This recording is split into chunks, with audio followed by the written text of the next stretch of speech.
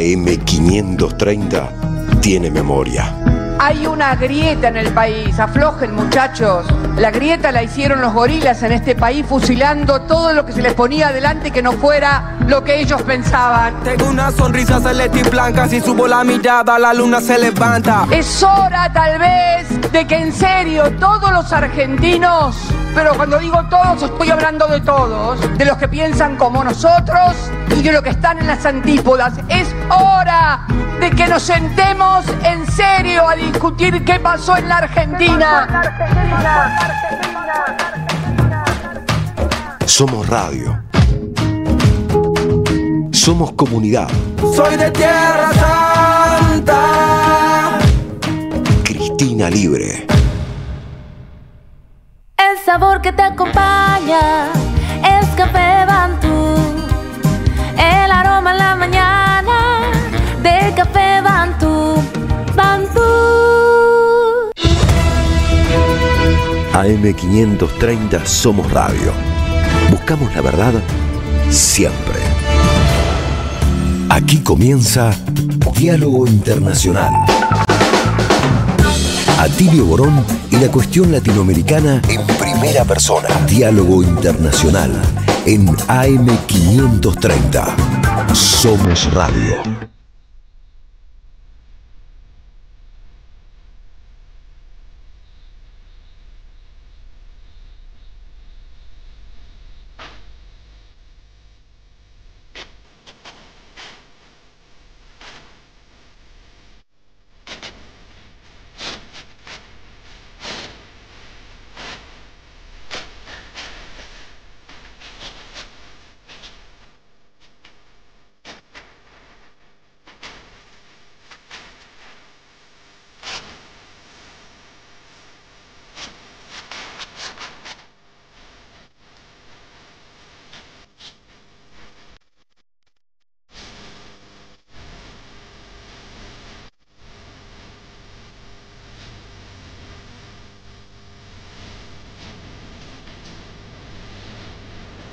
Muy buenas tardes, bienvenidas y bienvenidos al Diálogo Internacional, el programa de Atilio Borón por Somos Radio AM530 y la FM 90.7, radio de la Universidad Nacional de Avellaneda. ¿Qué tal, cómo están? Hoy estamos en el programa número 140 de Diálogo Internacional. Atilio en un ratito ya se va a estar conectando, que sigue pasando unos días de descanso. Hoy nuestra compañera Paula Klachko también está de vacaciones, de madre en vacaciones de invierno también.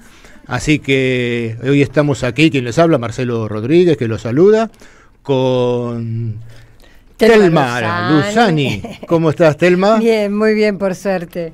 Yo me tomé vacaciones en Bariloche, pero la otra semana. Porque allá en Río Negro son distintas las fechas. Claro, que hay distinto las vacaciones, así es.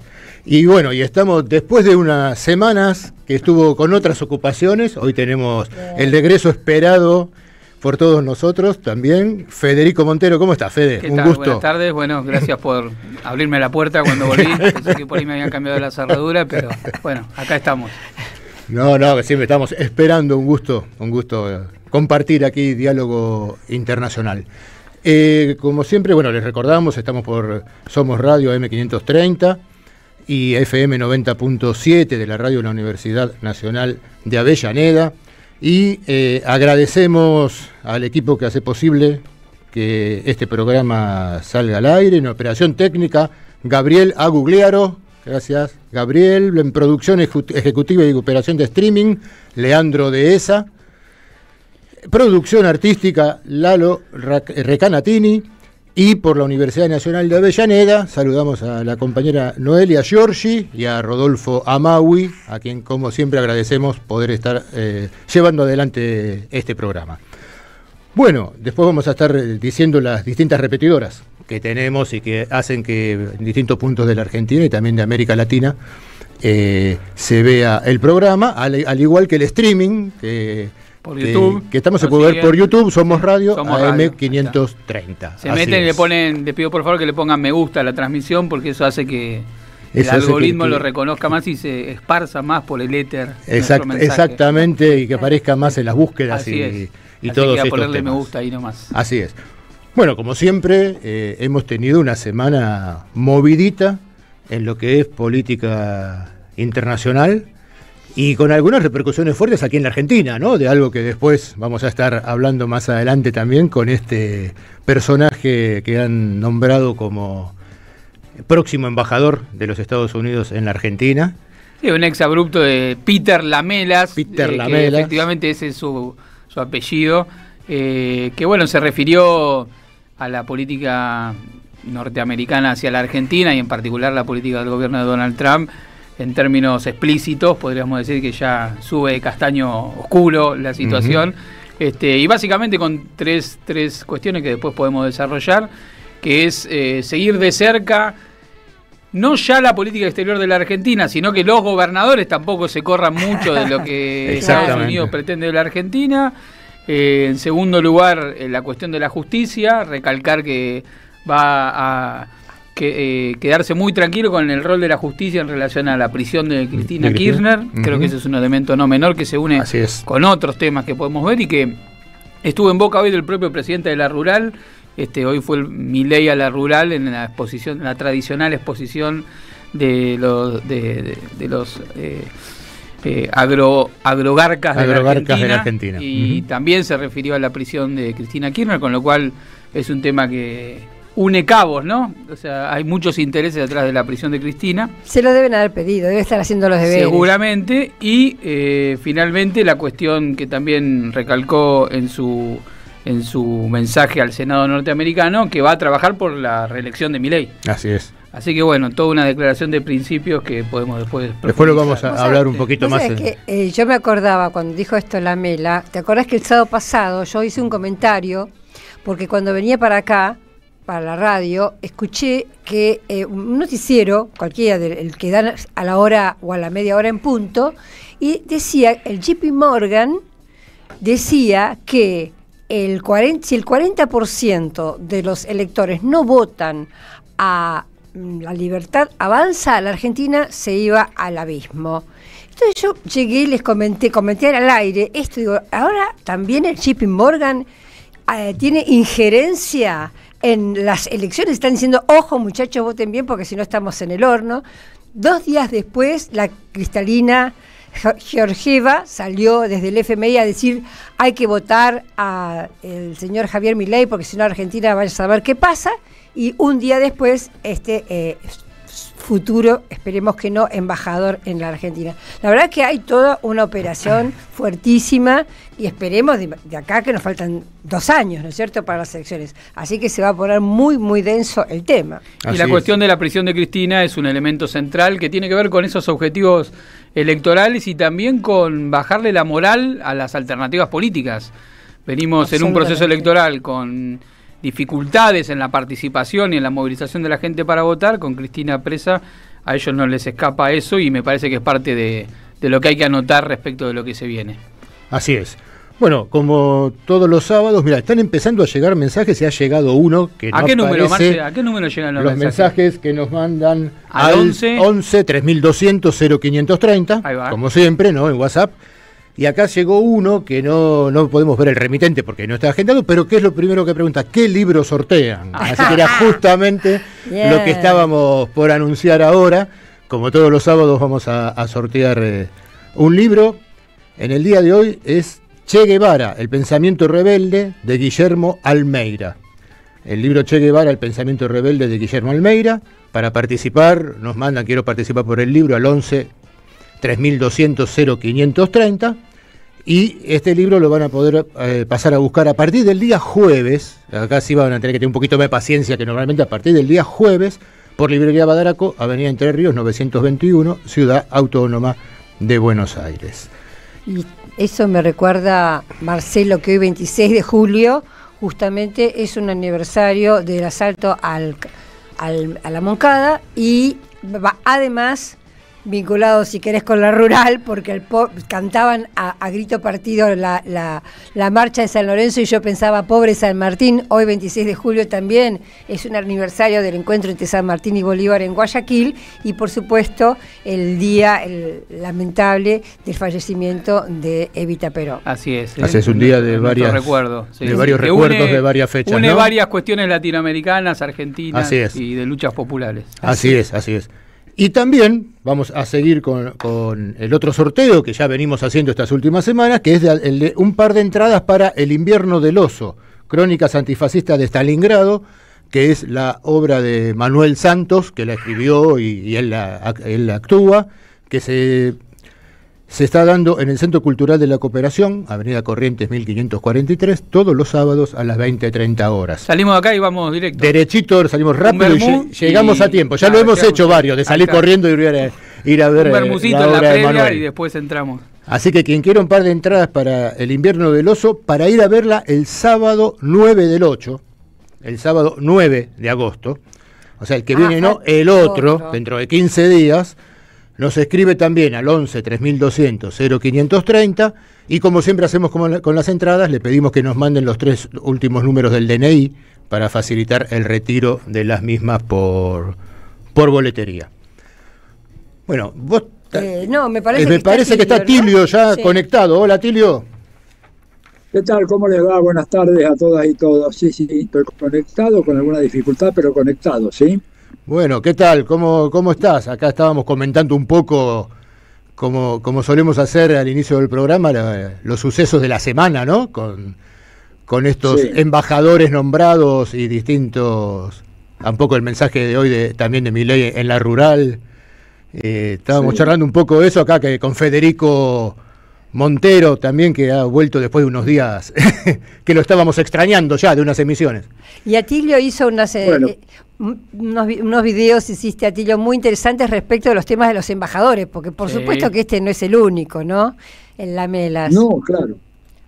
No, claro, digamos, el nuestro es probablemente el peor de todos, el más bocón, el que tiene menos experiencia, no solamente diplomática, porque los otros tampoco tienen mucho diplomacia. El que está en México, ¿no es cierto?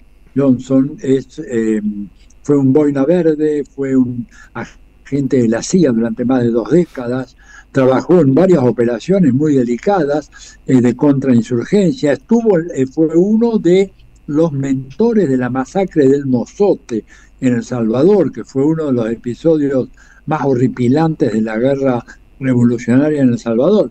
Y es el que le mandaron a Claudia Sheinbaum, ¿verdad? Y el tipo planteó ahí que, bueno, todas las cartas están sobre la mesa, llegó a decir, o sea, una falta de tacto diplomático brutal. Y el nuestro, bueno, simplemente se recibió de médico en una universidad de 2º o 3er nivel en República Dominicana, y después fue a Estados Unidos, sacó un máster en administración de empresas. Realmente es un empresario, él vende sistemas de emergencia médica privados muy caros en la península de la Florida, y ha tenido varios problemas con ese tipo de actividades. Bueno, es el que nos toca a nosotros. ¿Sí? Si el nuestro fuera un gobierno mínimamente decente y competente, no le debería dar el placer a un personaje como él, pero ya sabemos los bueyes con que aramos, ¿no? Sí, así es, no nos sorprende, al contrario, hace totalmente sintonía con la política y las declaraciones del propio gobierno y del propio presidente Milei, ¿no? Además, después de las declaraciones de Lamelas, la AmCham, la cámara que reúne a las empresas norteamericanas en la Argentina, explicitó un poquito para dónde quieren ir y tiró algunos puntos de un programa político, económico, que tiene que ver con la reforma laboral, la reforma tributaria, la libertad para girar las remesas al exterior, y eso fue lo que hoy, parte de ese programa es el que anunció hoy como perspectiva Milei en la rural, donde además también se festejó la cárcel de Cristina. Entonces me parece que hay una coincidencia política entre los intereses de la embajada norteamericana, de la Cámara de Comercio americana y Argentina, la sociedad rural, el gobierno argentino, y si faltaba algo para alinear los planetas, Atilio, es la derecha Fest, que se hizo en los últimos días en Córdoba.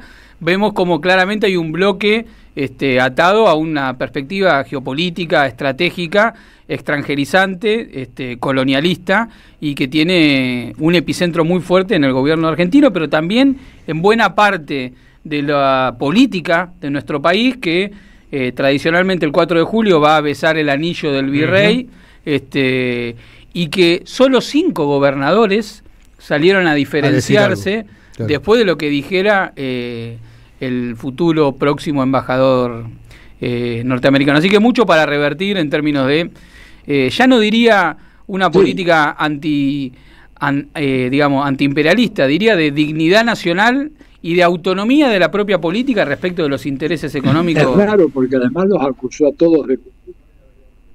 Ay, se cortó. Ver, parece que se cortó. Atilio. Se cortó un poco, sí. Ahí está. Sí, acá estoy. Los acusó... Sí, digo, lo que decía Federico, importante porque la verdad acusó a los gobernadores todos de ser corruptos. Por principio o como premisa viene a investigar la corrupción de los gobiernos provinciales que han favorecido algunas empresas chinas, etcétera, y que él asume que ese favoritismo fue basado en coimas, etcétera. Bueno, o sea, un personaje realmente que nos va a dar mucho que hablar. Sí, seguramente va a dar mucho que hablar y que protestar y que sufrir seguramente si finalmente lo terminan ratificando, ¿no? Ayer escuchaba que con todos los planes recién para septiembre-octubre podría estar en funciones. Habría que ver también si cuánto tiempo antes o no llega de las elecciones en la cual se comprometió a hacer una campaña a favor del presidente Javier Milei. Y esto se suma a algo que dijo el gobernador de Tierra del Fuego, Islas Malvinas Atlántico Sur, Gustavo Melella. Yo lo comenté creo que en una de las charlas que tuvimos acá en Radio Madres, que él denunció también al futuro embajador británico. El embajador británico que también en septiembre debía recibir el Placet, todavía sigue siendo director de una empresa petrolera que es la que justamente explota los hidrocarburos en el mar argentino. O sea, ya realmente más entreguismo no se consigue, ¿no? Muy, muy difícil, así es. Sí, Atilio. Saben ustedes que la Meslas, cuando hizo su comparecencia en el Senado de los Estados Unidos, en relación a las Islas Malvinas, dijo que Estados Unidos proseguiría con su política de neutralidad frente al conflicto. O sea que el Tratado Interamericano de Asistencia Recíproca, ¿verdad?, lo tiran a la basura. Bien, gracias, claro. Bien, gracias, exactamente, pero lo ratificó plenamente ante el Senado. O sea, ya vemos con eso qué clase de personaje y qué clase de política va a implementar Trump en relación al tema Malvinas. Sí, y ni hablar también el ataque directo al marcar como enemigos a Venezuela, a Nicaragua, a Irán, a Cuba y al gran enemigo que aparece siempre en todo esto, que es la República Popular China, ¿no? Así es. No, estaba pensando que en contraposición, la actitud hiperdigna que tuvo el presidente Lula de Brasil, ahora cuando estuvo en Chile, en la cumbre, porque también hubo mucha injerencia en Brasil. Recordemos que le dijo directamente Trump a Lula que no tenía que juiciar a Bolsonaro, incluso castigó al juez, etcétera. Y Lula, la verdad que dijo algo muy emocionante, recordó su historia, dijo que había conocido el pan a los 7 años, que había sido analfabeto, que recién a los 14 años pudo, sentirse alfabetizado, y que aún así hoy es el presidente y ya fue el presidente de Brasil, que nadie le va a venir a decir lo que tiene que hacer. Ningún mandatario ni ninguna persona puede venir a decir que no sea brasileña y que no lo haya, que no esté en capacidad de votar y de elegir, le puede decir qué es lo que tiene que hacer, que él solo responde al pueblo brasileño. La verdad que era una respuesta que al lado de lo que nos toca vivir a nosotros con Javier Milei, bueno, nos da, a mí por lo menos me da muchísima vergüenza. Sí, recordemos que utilizando las sanciones de comerciales en función de los posicionamientos de la política interna brasileña, porque por el hecho de que encarcelaran a Bolsonaro, exacto, Trump le anunció el 50%, es lo que él menciona en el texto. Obviamente eso se dio en un contexto donde había sucedido la cumbre de los BRICS y se anunció una importante obra de infraestructura a nivel latinoamericano, que es una competencia directa con el Canal de Panamá, que es el tren de la zona de Bahía de Perú a Santos, digamos, claro, ¿no? del Chancay, Chancay hasta el sur de Bahía, en Santos. Exactamente. Bueno, en ese contexto creo que no hace falta ir a leer los libros de Atilio sobre el imperialismo, porque ya Donald Trump y sus emisarios lo hacen tan explícito que le ha resuelto unos cuantos debates a Atilio, ¿no? Ya no tiene que explicar tanto, ya lo tenemos claramente, Atilio. Sí, claro, bueno, ya no hace falta más, hay que dejarlos hablar nomás y listo. Te lo dicen ellos, claro. Lo dicen ellos, exactamente. Así es, lo han asumido de una forma brutal, ¿no? Porque uno podría pensar si es tanto lo que cambia la política concreta que lleva adelante, que me parece que no es tanto en los contextos que dan, ¿no? Van siempre en la misma línea de tratar de tener todo el control de América Latina, la importancia que tiene América Latina en la disputa global de esta multipolaridad que está cada vez más presente, etcétera, pero lo que ha cambiado, me parece, es que lo que antes disfrazaban tras ciertas formas diplomáticas, ahora lo plantean con una brutalidad total. No, y un alineamiento en materia de familias políticas, además, que está mucho más explicitado, porque bueno, esto de que el embajador norteamericano esté presente en las provincias y el tipo de lobby que hacen, etcétera, hay que decirlo, no es una novedad. Claro. Porque venía sucediendo anteriormente con otro tono, de otra manera, pero lo que sí ahora está muy claro es que ya no es simplemente una expresión de la política exterior norteamericana, sino que es un alineamiento con un factor de la política norteamericana, que es el trumpismo. Exacto. Y sus aliados políticos en cada uno de los países, tanto Bolsonaro como Javier Milei, porque bueno, en este repliegue estratégico norteamericano, en la competencia con China, el tema de cobijar la zona de influencia de Estados Unidos, lo que es la región, se ha vuelto un elemento determinante, y ahí las sanciones contra los que se corren un poco de la raya y el sostenimiento de las alianzas estratégicas pasa a ser el elemento central de la política norteamericana hacia la región. Exacto, donde ya también la política interna termina determinando las alianzas en América Latina. Y eso es lo que explica la prisión de Cristina. Exacto. Porque representa, digamos, un factor que puede movilizar a los sectores populares con una mirada alternativa respecto de lo que puede acontecer, y también un factor que disuade, digamos, lo que ellos necesitan es aliados políticos y sectores populares desmovilizados. Claro. La proscripción de Cristina funciona en un contexto electoral donde hay una crisis de representación, hay que reconstruir la representación política, funciona también como un aliciente para fomentar esa crisis de representación.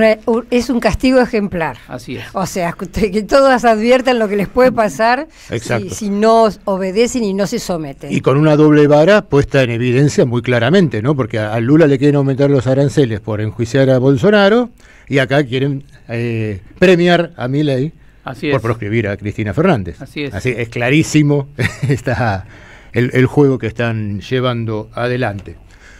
Bueno, vamos a aprovechar en estos minutos para saludar también a las repetidoras que todos los sábados o durante el día de la semana reproducen nuestro programa.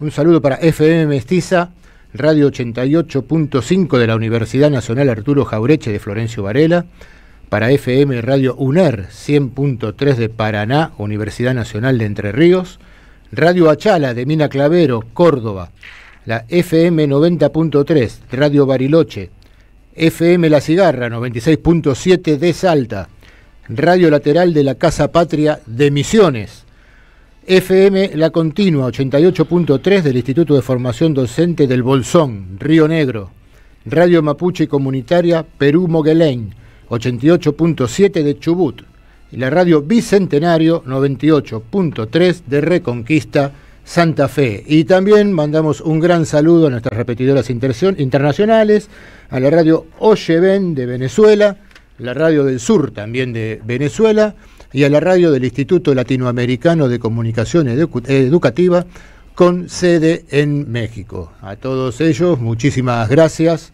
por ayudar a difundir también Diálogo Internacional todas las semanas. Un abrazo para todos. Un abrazo para todos. Bueno, vamos a una tanda y enseguida volvemos. Deja tu mensaje en nuestra línea de oyentes de WhatsApp 11 3200 0530. Somos Radio AM530. El destino de tus vacaciones está en Turismo Cabal. Viví los momentos que querés, con viajes armados a tu medida, con las mejores ofertas y los paquetes que buscas, con más de 35 años de experiencia. Entra en www.turismocabal.com.ar y encontrá las vacaciones que necesitas. Turismo Cabal, seguridad en viajes. Destinada a la cartera de consumo. Más información en www.turismocabal.tour.ar. Tronador, agua mineral, botellones y dispensers para el hogar y la oficina. Hacé tu pedido al 4201-2627 o mandanos un mail a info@aguatronador.com.ar. Tronador, agua de mesa envasada. 12 de octubre 632 en Avellaneda.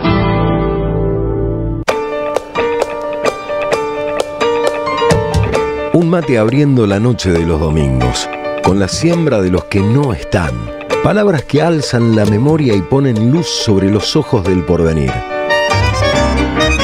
Mate amargo, con Omar López, los domingos a las 23 por AM530. Construimos comunidad, buscamos la verdad siempre. Alimentos cooperativos. Producción y comercialización de productos cooperativos y de agricultura familiar. Envíos a todo el país. Por pedido, envía tu mensaje al 11 34 31 2928. Seguinos en Instagram como @alimentoscooperativos. El sabor que te acompaña es Café Bantú. El aroma en la mañana de Café Bantú. Bantú. RCT, Club Vacacional, Spa y Playa en Chapalmalal. Es tiempo de compartir. Compartir el relax, el disfrute, los deportes, exquisita gastronomía y el descanso. Departamentos, spa y playa entre el campo y el mar. Es tiempo de compartir la vida. RCT, Club Vacacional y Spa. Reservas @rct.coop. 54 911 4097 3030. Web rct.coop.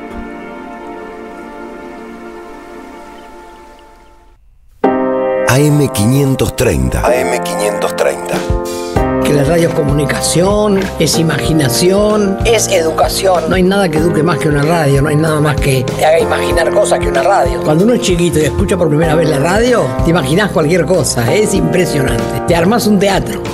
AM530, la radio de las madres de Plaza de Mayo.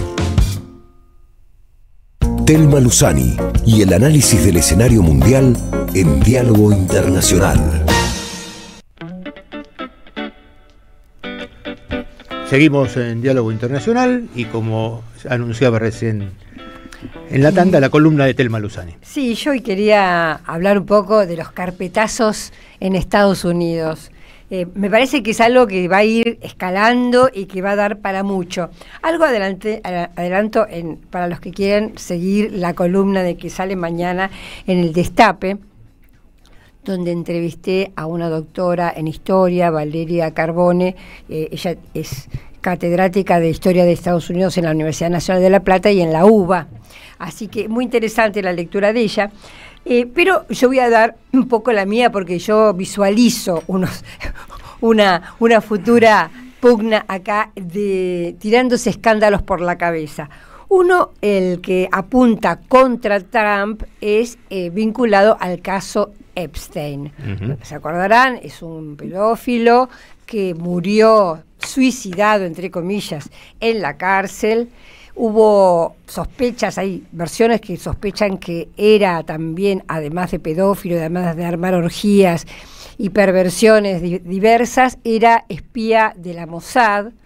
Él estaba en, digamos, amantes o compañeros o o amores con Maxwell, con Ghislaine Maxwell, que era hija de Robert Maxwell, también murió también en circunstancias muy raras, se cayó del yate y se ahogó. Realmente algo que le pasa a los espías a veces, ¿viste?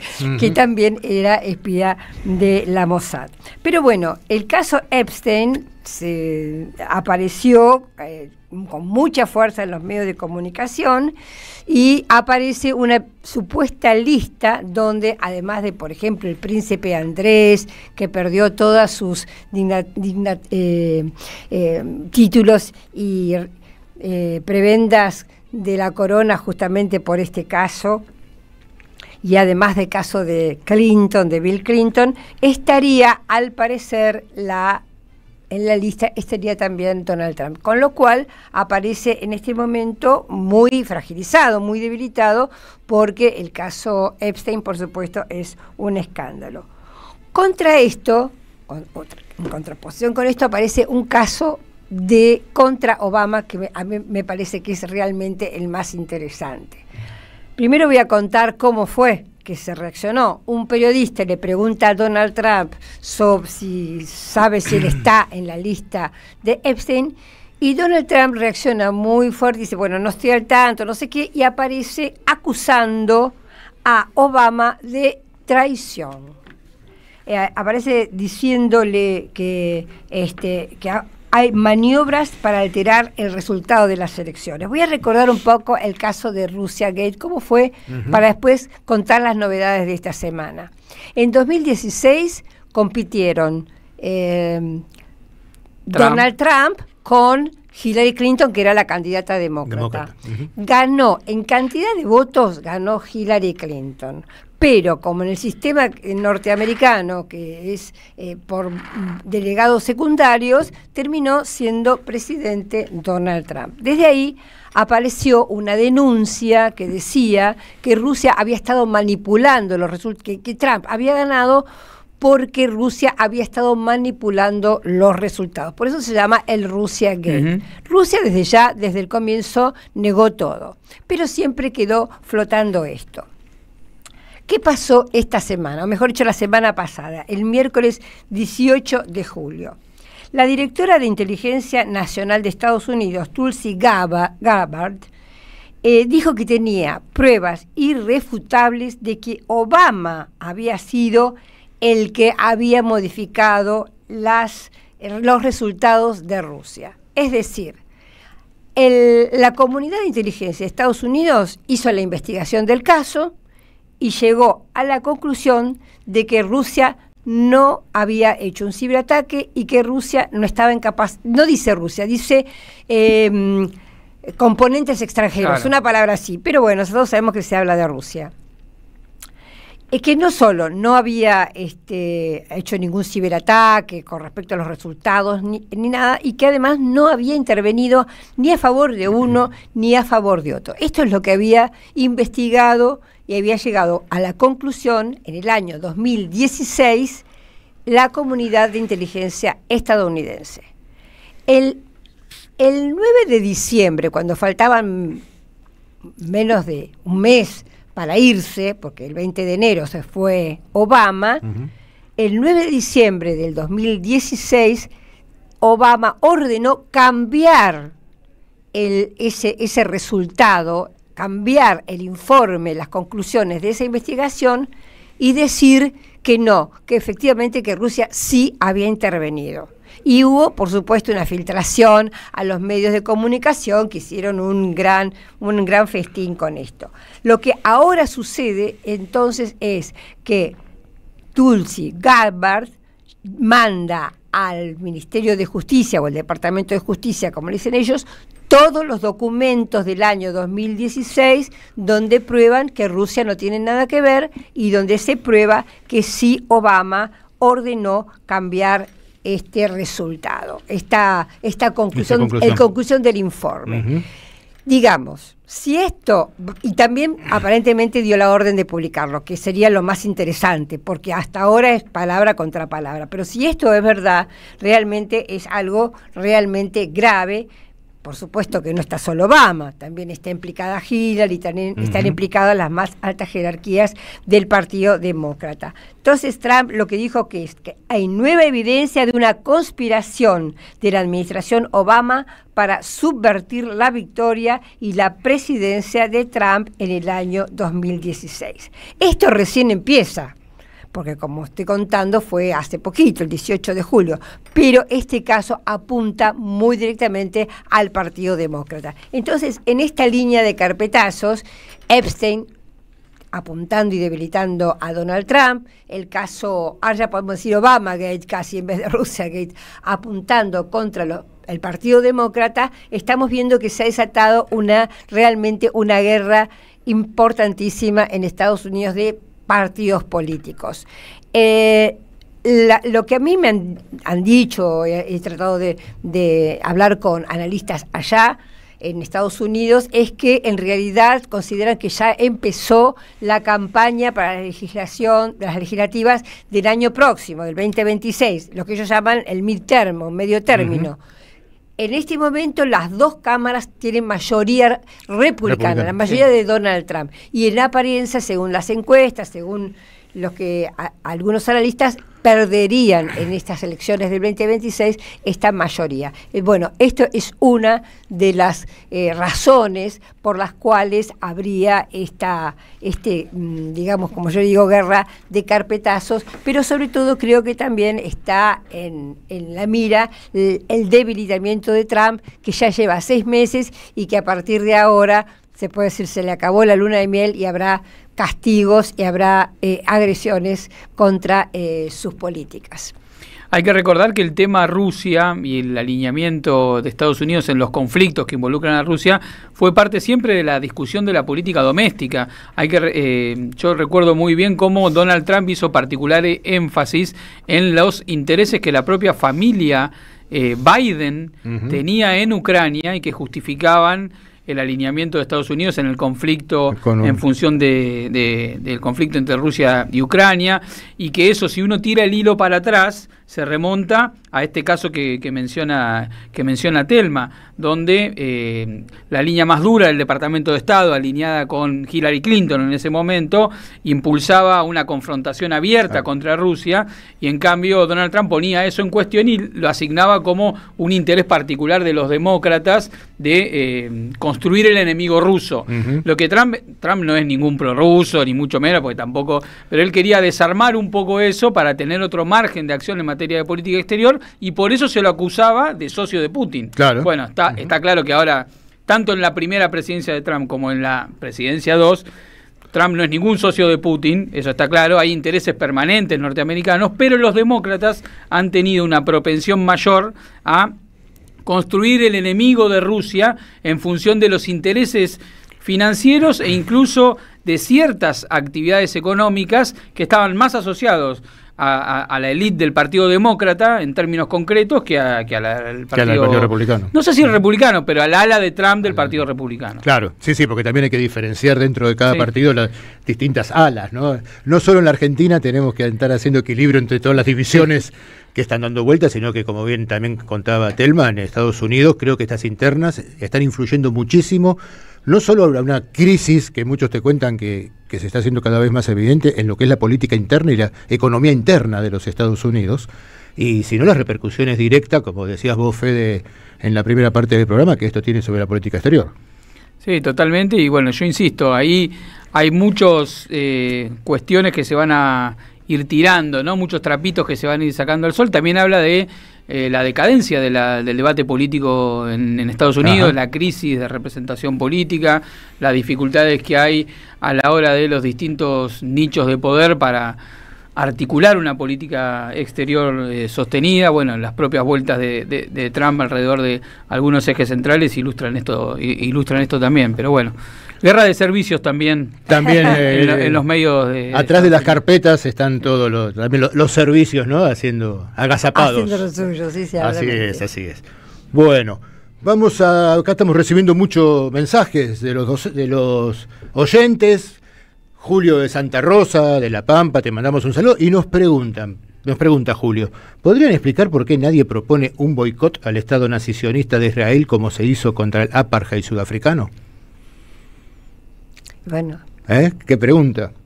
Hay movidas importantes, ¿no? O sea, Sudáfrica, sí, Brasil, hay cada vez mayor cantidad de marchas.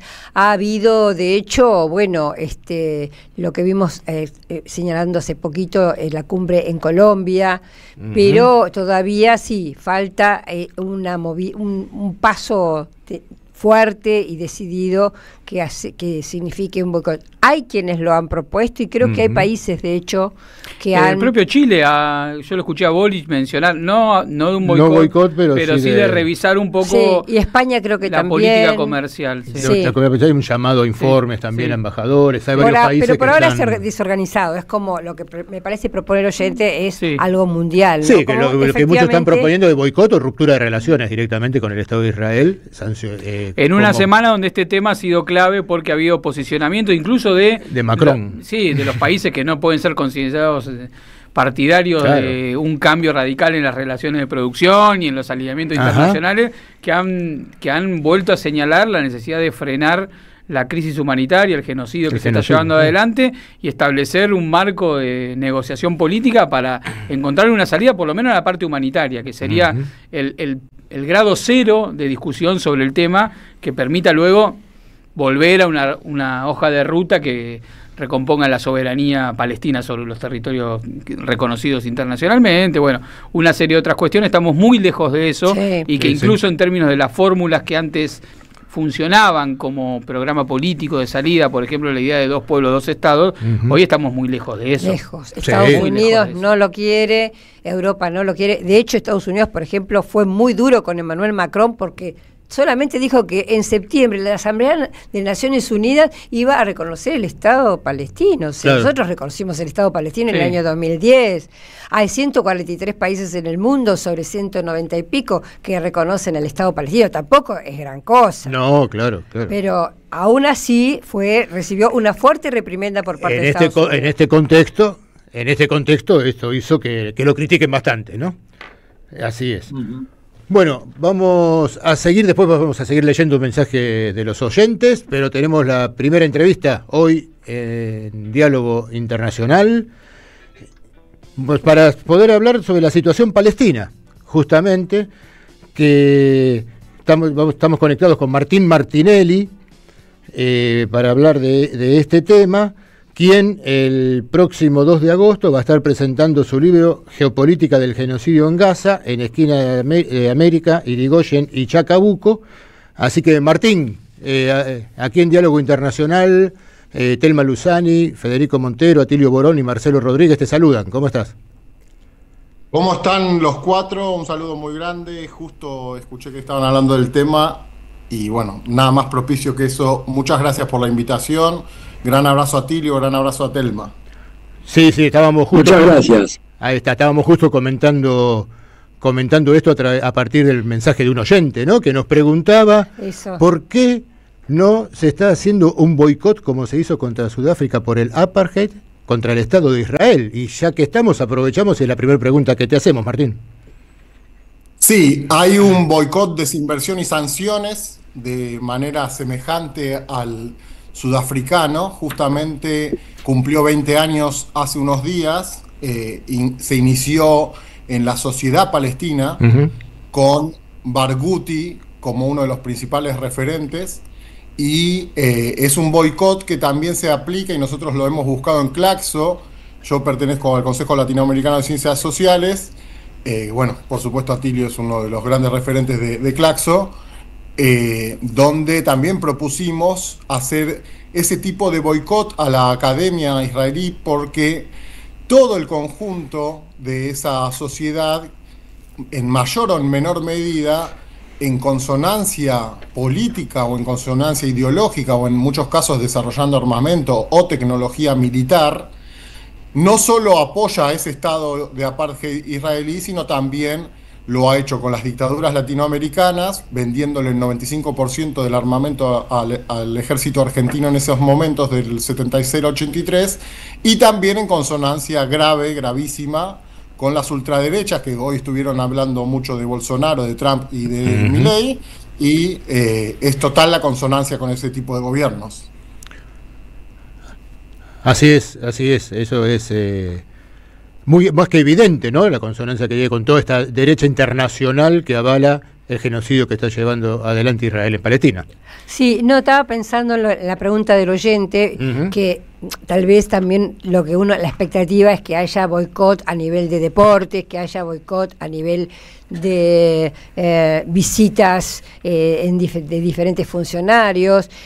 Acá en Argentina, bueno, nuestro gobierno lamentablemente tiene una posición a favor de Israel, en mi opinión lamentable, pero me gustaría que vos, Martín, hicieras un análisis sobre eso. Es muy pertinente lo que decís, Telma, ¿en qué sentido?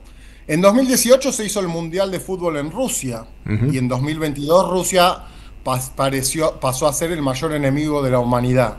¿Qué quiere decir esto? Que lo sancionaron en el Comité Olímpico Internacional por invadir o por eso que todos sabemos que empezó en 2014, que fue la ocupación... la operación militar especial. Exacto.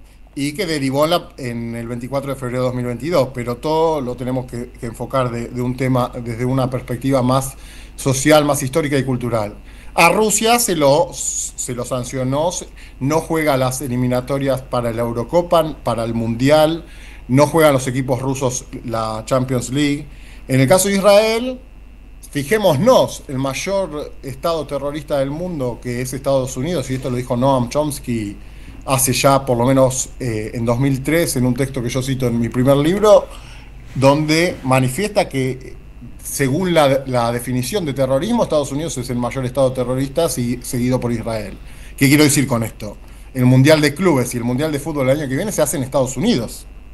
O sea que es una contradicción flagrante si se tomara como que un país que está en guerra no podría participar y mucho menos organizar un mundial, y Estados Unidos no solo organiza esto, sino que organiza el año que viene el Mundial de Fútbol, que es el evento deportivo más grande del mundo, y también seguramente se esté postulando para un evento olímpico, como lo ha hecho siempre, porque el deporte está intrínsecamente relacionado, lo estuvo durante la Guerra Fría, en 1980, cuando Estados Unidos boicoteó los Juegos Olímpicos de Moscú, y cuando los soviéticos boicotearon los Juegos Olímpicos de Los Ángeles en 1984.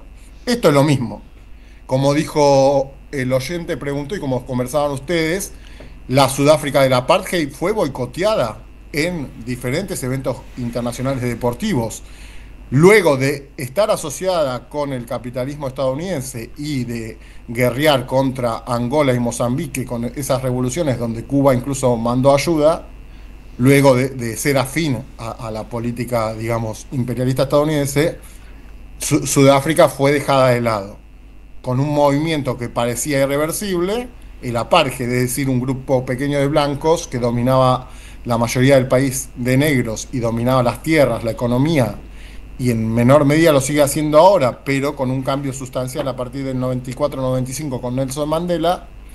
Lo que los palestinos piden es que se deje de legitimar el Estado de Israel, porque cuando uno hace lo que hizo Javier Milei, nuestro impresentable presidente, de ir a visitar a Netanyahu, cuando todo el mundo está diciendo que es un genocidio, cuando ayer Francia, la segunda mayor potencia colonialista del siglo XIX, después de Reino Unido, dijo que va a reconocer el Estado palestino, hoy Dominique Vidal, un francés importantísimo, periodista importante, dijo que Canadá también prevé reconocer al Estado palestino.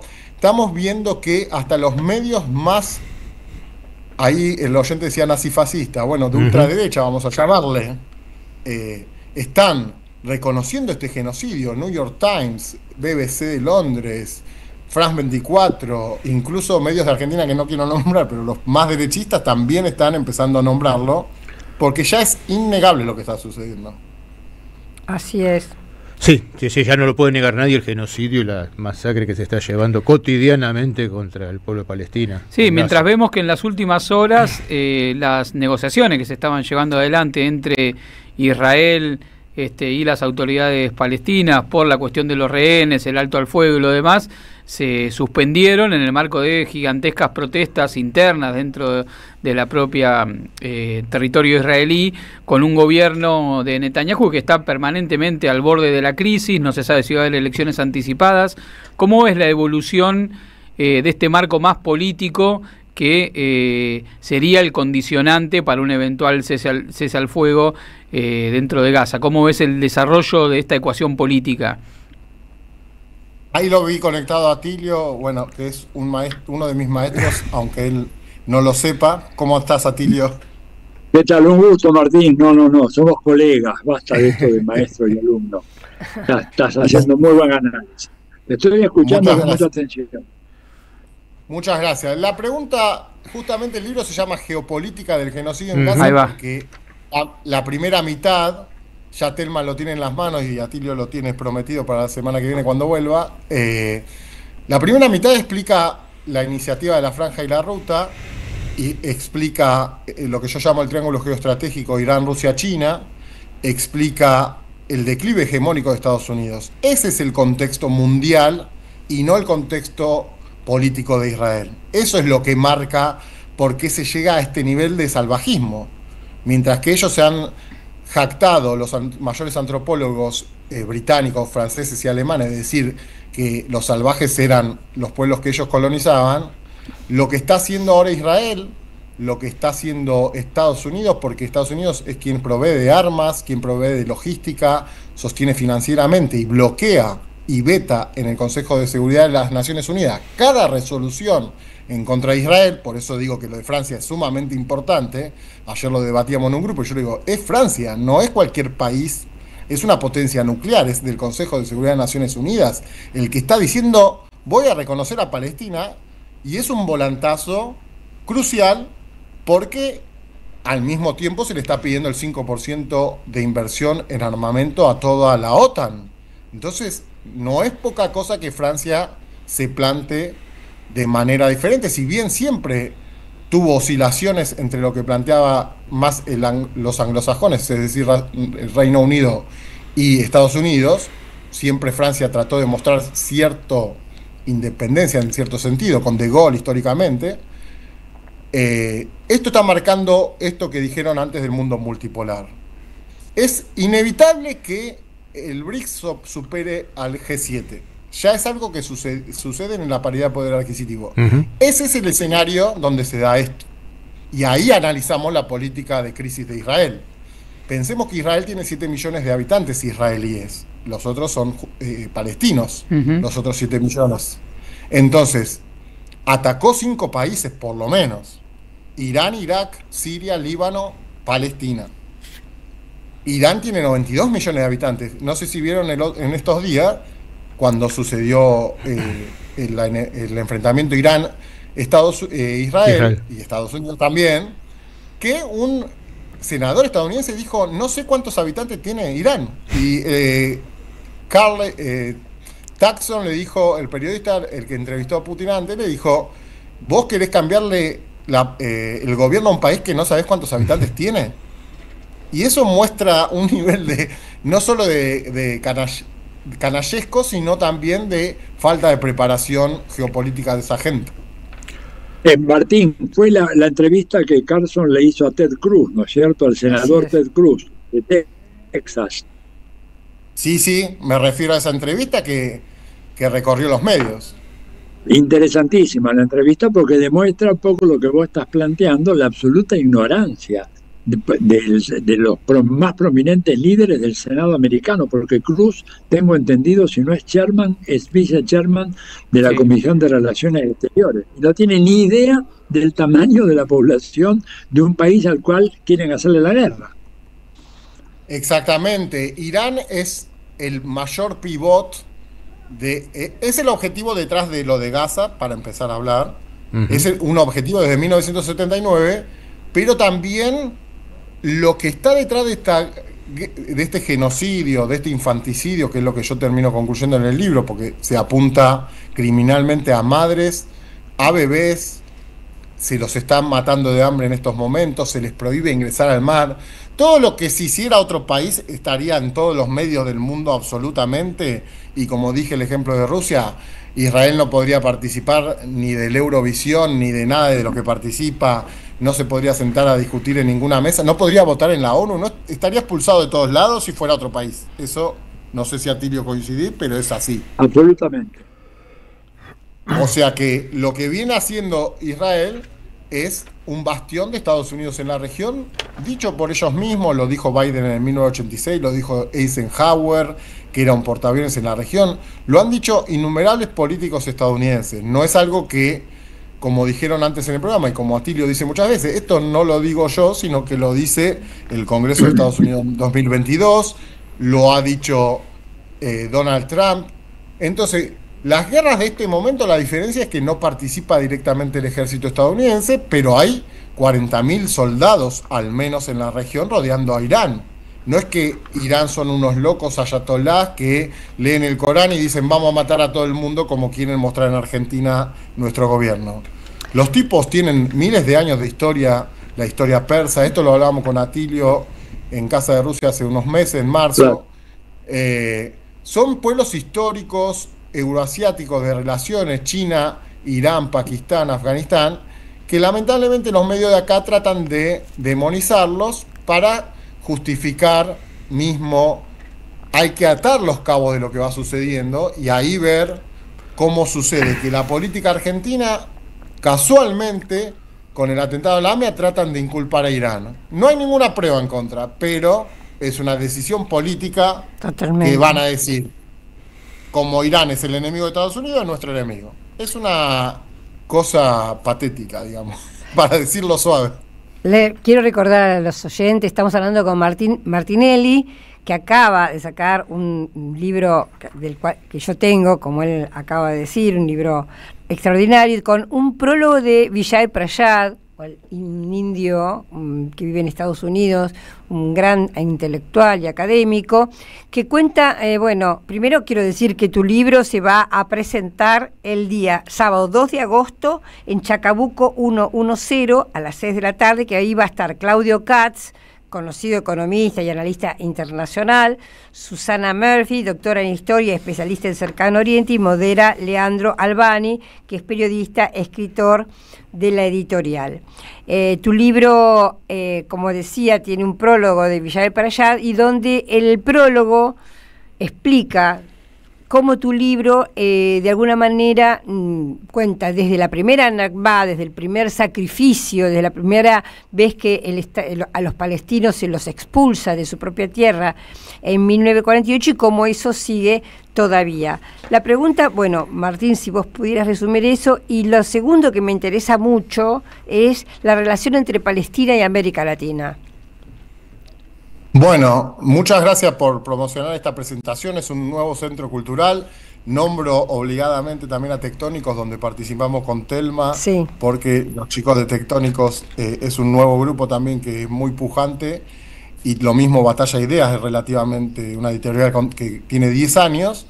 Vijay Prashad es con quien estábamos escribiendo el libro, por eso parte de las ideas y de cómo lo enfocamos, lo veníamos trabajando con él. Él después se dedicó al prólogo más que nada porque está siempre súper atareado, y lo que dice referido a eso es la pregunta que él plantea, que está detrás del libro: ¿por qué sucede esto ahora? En el primer libro mío, que se puede descargar de internet y ahora lo va a publicar Claxo nuevamente, porque se agotó, ahí es más una historia de Palestina. En este último libro no refiero tanto a eso que está ahí. Y esto que vos decís de la Nakba es la catástrofe palestina en el momento que se crea el Estado de Israel, que 2 semanas después es aceptado por la Unión Soviética e instantáneamente por Estados Unidos, pero es un Estado creado por Reino Unido. En 1917, en la Declaración Balfour, se le promete a judíos europeos que van a tener un hogar nacional judío en Palestina, luego de barajar en 1894 en el Estado judío de Theodor Herzl, Uganda, Argentina, Sudáfrica. O sea que nosotros estamos involucrados queramos o no en esta situación, en varias cuestiones. Entonces, lo que plantea este nuevo libro es un trabajo de los últimos años, desde el anterior había salido en 2022, del escenario geopolítico que muchos como Atilio, vos, Telma, en diferentes enfoques lo venimos trabajando todos, y hace eclosión el 24 de febrero de 2022 con Rusia en Ucrania, el 7 de octubre de 2023 en Palestina, en Gaza, desbloqueando ese muro que tiene, no en ese caso no es un muro, sino es un alambrado tecnificado, ultra seguro supuestamente, que vencieron los palestinos, que veíamos imágenes de topadoras que tomaron los palestinos rompiendo esa barrera, porque Gaza es una cárcel a cielo abierto hace por lo menos 20 años, desde 2006 seguro, donde están vigilados y cercados por tierra, aire y mar. No es que los gazatíes tampoco son unos locos y jamás son asesinos que van con un cuchillo entre los dientes matando gente. Ellos no tienen permitido pescar a más de cierta cantidad de millas, no tienen permitido viajar de un país a otro, entre otras tantas prohibiciones de cualquier derecho humano del que nosotros podríamos decir no puede ser que le prohíban tal cosa, está prohibido. Tienen 4 horas de luz diaria. Estamos hablando de previo a esta situación. ¿Qué? Imagínense ahora. Sí, me decían. No, estábamos afirmando lo que decías, que esto que vos estás describiendo es previo al recrudecimiento de los ataques y el genocidio que se está produciendo en estos últimos tiempos, ¿no? Exactamente, y a lo que iba es a decir una cuestión que yo planteo ahí de diferentes, o sea, para mí hay 3 círculos, digamos, el mundial, el regional y el del caso en particular, y en los tiempos también. Y va a hacer referencia al 13 de junio de 2025, y creo que esa fecha de Rusia en Ucrania, Palestina contra Israel e Irán atacando el territorio israelí, marcan lo que se viene hablando. No es un declive abrupto de Occidente, pero sí podríamos decir que es un final, que veremos los estertores. No sé yo lo que va a pasar de acá en adelante, pero se ve que es un final más largo, más corto del imperialismo occidental colectivo de 5 siglos de Occidente, de los 80 años como superpotencia de Estados Unidos. Con esto quiero decir que va a tener que sentar, ya está sentado, como lo viene diciendo Atilio, hace por lo menos lo habré escuchado hace 3-4 años decir, hay una mesa donde están Rusia, China y Estados Unidos. Yo concuerdo absolutamente. Entonces ya no es la superpotencia unipolar, y además está finalizando lo que en 1989, 1991, cuando cae y se disuelve la Unión Soviética, Estados Unidos tenía un plan y armó Brzezinski en cierto sentido en el gran tablero mundial de continuar siendo la superpotencia mundial y evitar que se erigiese otro rival posiblemente competidor, donde se nombraba ahí a Japón, Rusia, China, los rivales habituales o los competidores habituales. Y en ese caso me parece que la alianza ruso-china, que empieza en 1996 y se consolida en la Organización de Cooperación de Shanghái de 2001, le para, digamos, la mano en 2013, cuando había una inminente invasión a Siria. O sea que los que analizamos estos temas no es que lo empezamos a analizar ayer, sino que uno lleva muchos años para decantar en entender estos aspectos, no es que sean tampoco sencillos porque la prensa los oculta. Cuando China y Rusia dicen que no le frenan la mano a Estados Unidos cuando va a invadir a Siria, creo que ese momento es clave para mostrar que la incidencia de Estados Unidos en Eurasia es porque quiere desestabilizarlo y estar cerca de esos 2 grandes rivales, Rusia y China.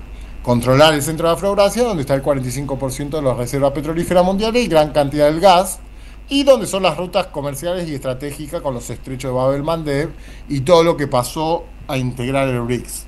Por eso digo, el mundo ya cambió, y eso muestra la desesperación y el manotazo de Estados Unidos a través de Ucrania y a través de Israel. No obstante, ahora pareciera que en el caso de Siria, en el caso de la expansión en el Líbano, pareciera que esa zona ha dejado de poder ser de alguna manera vigilada o controlada al mínimo por Rusia y China. Pareciera que ya ahora está completamente sojuzgada Israel y Estados Unidos. Sí, es una situación que va totalmente cambiante. Lo que me parece es que el nivel de lo que sigue haciendo Israel va a provocar un desgaste inevitable. Como decís vos, el 87% de Gaza ahora está ocupado por Israel. Los palestinos que quedan están totalmente cercados. Siria cayó en un gobierno, entre comillas, títere de Israel y Estados Unidos.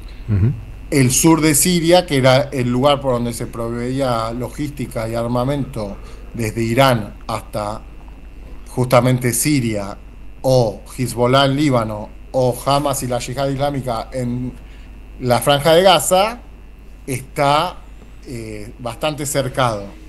La situación por parte de Irán, el tema es que, por ejemplo, tiene un tratado de ayuda mutua militar y de drones con Rusia, que no es de defensa mutua. Eso es lo que hay que saber y que la gente tiene que entender. La OTAN es una organización militar que si, por ejemplo, Rusia hubiese intervenido en Ucrania y Ucrania pertenecía a la OTAN puede responderle a Rusia. A diferencia de esto, en el caso de Irán, cuando Estados Unidos atacó 3 centrales nucleares iraníes, como no tiene ese tipo de tratado con China y Rusia, no iban a intervenir. Eso es un punto. Y el otro punto es que sí, Israel está haciendo la guerra en todos los frentes, pero en el caso palestino, como es una guerra, digamos, de carácter colonial, además de imperialista, como sucedió en Vietnam, en Argelia, en diferentes puntos en Indochina mismo, como sucedió en diferentes puntos puntos y lugares históricos. Vietnam, murieron 3 millones de vietnamitas o más, murieron 60.000 soldados estadounidenses y triunfó Vietnam. ¿Por qué?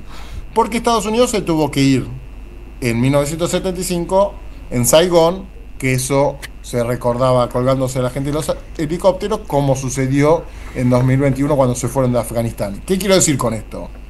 Estuvieron 20 años en Afganistán, no logran los objetivos de controlar ese país, se terminan yendo. Ojo, por supuesto dejan una terrible destrucción, el país en ruinas, la producción de amapola se incrementó, endeudamiento, un montón de cuestiones nefastas y de descentralización del poder donde atacan, como el caso de Irak.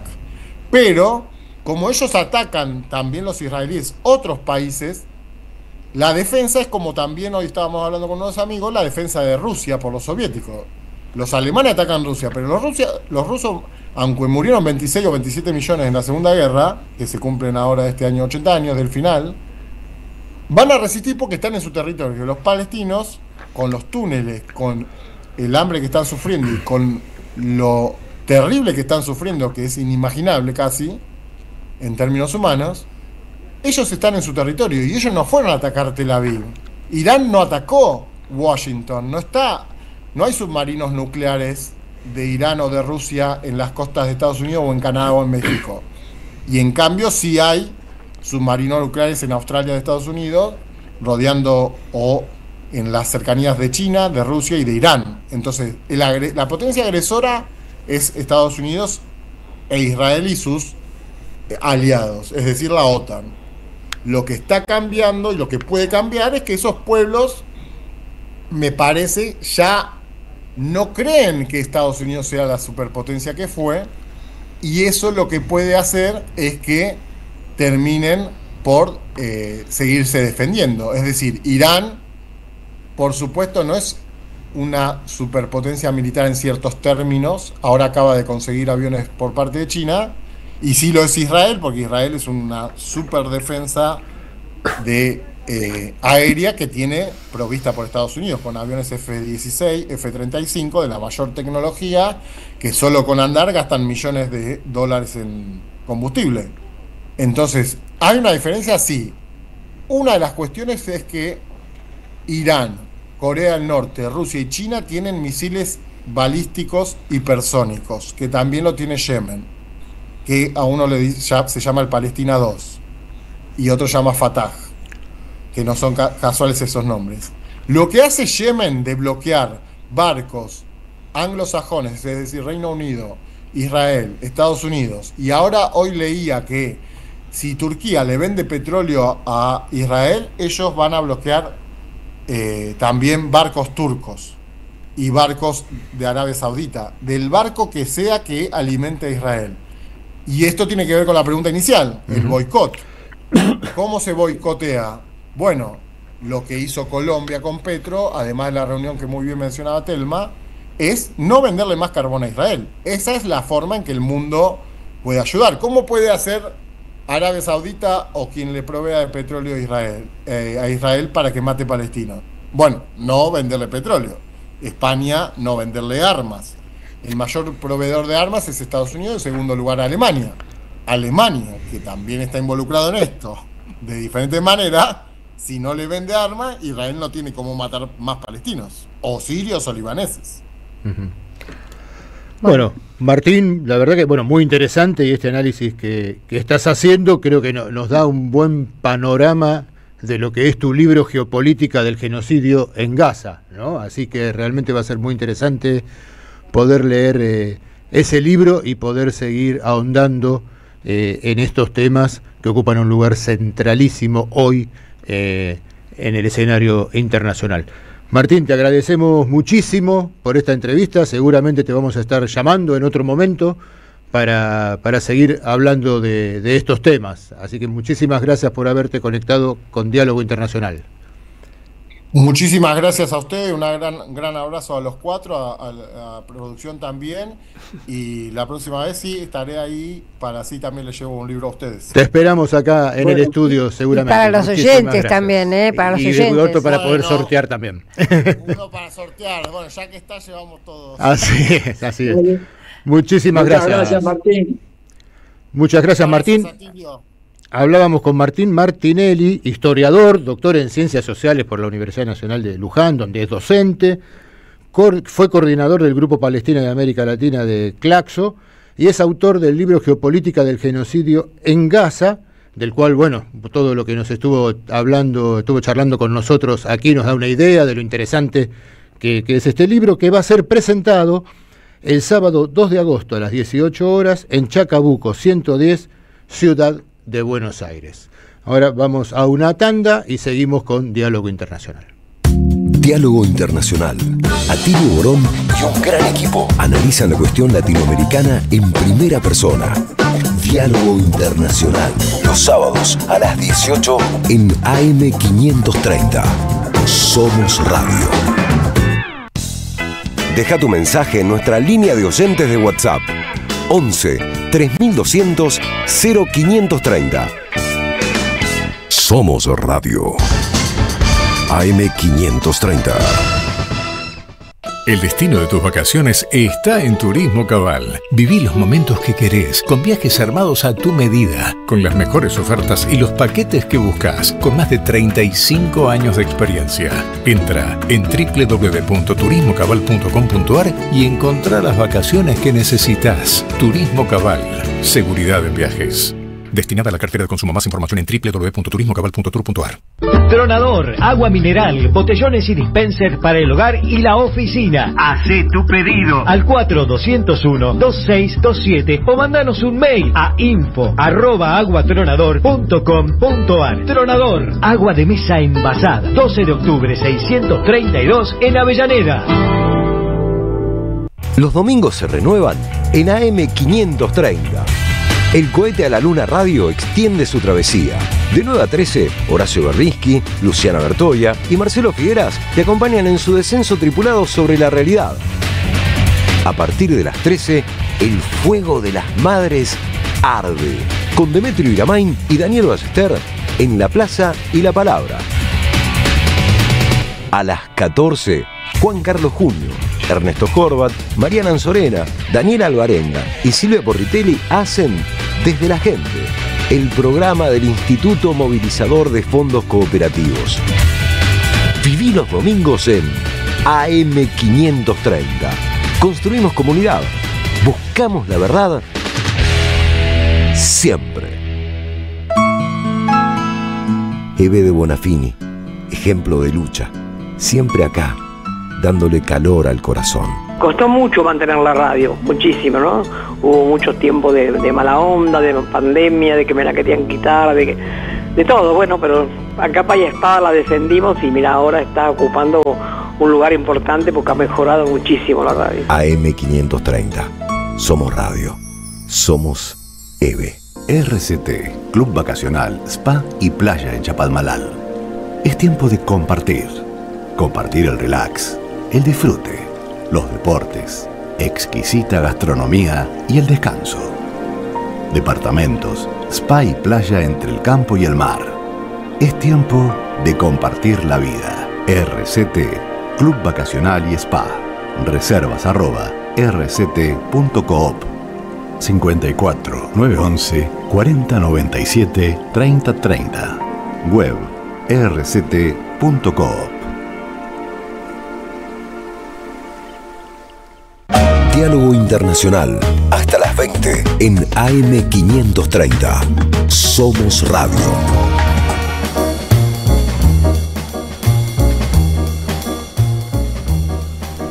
Seguimos en Diálogo Internacional por la AM530 y por la radio de la Universidad Nacional de Avellaneda. Acá vamos a ver una próxima entrevista que tenemos, pero justo nos estaban, en algunos de los mensajes de los oyentes, nos estaban diciendo que en este momento, hace unos minutos, ¿no?, en unos encuentros, en unos congresos por la paz que se están realizando en Venezuela, en Caracas, se estaba haciendo un encuentro internacional de madres víctimas del fascismo, y que dentro de ese encuentro especialmente se estaba homenajeando y estaba la participación de las madres de Plaza de Mayo, ¿no? Así que me parece muy, muy importante, interesante, y obviamente aquí desde la radio de las madres nos parece que es importante destacar esto, que se estaba transmitiendo por Telesur, y nos viene perfecto para anunciar la próxima entrevista, ya que estamos conectados con Patricia Villegas, periodista, presidenta de Telesur, que está cumpliendo 20 años de transmisión en estos momentos. ¿Qué tal, Patricia? Te saludamos a Tilio Borón, Telma Luzani, Federico Montero y Marcelo Rodríguez desde Buenos Aires. Hola, ¿cómo está, profe querido? Un abrazo muy grande a todo ese panel ahí en la radio. Para mí es un honor y un orgullo estar en la radio de las madres, y efectivamente sí, aquí se ha hecho un evento pues con mucha carga emotiva, ¿no? Porque son las mujeres y en general las familias que han luchado por el regreso de los desaparecidos, de los detenidos en particular, de esos 252 muchachos que sin ningún tipo de delito fueron trasladados a El Salvador, estuvieron básicamente en un campo de concentración llamado cárcel, y hace prácticamente una semana regresaron a su país. Venezuela los salvó literal del infierno, y ahora están aquí. Bueno, se van a convertir también en símbolo de esa lucha por los detenidos y desaparecidos en todo el continente. Muy bien, la verdad que sí, es una iniciativa muy, muy importante, y que valioso, acá lo habíamos hablado la semana pasada, que haya logrado el gobierno de Venezuela rescatar, ¿no?, a estos jóvenes que estaban viviendo esa situación. Atilio, ¿estás conectado para saludar a Patricia? Sí, estoy conectado, Patricia, un gran abrazo.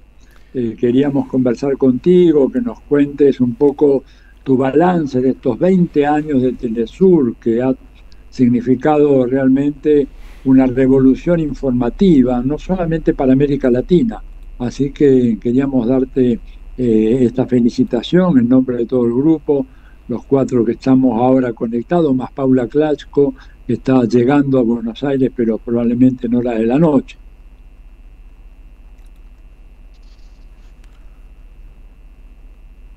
A ver, Patricia.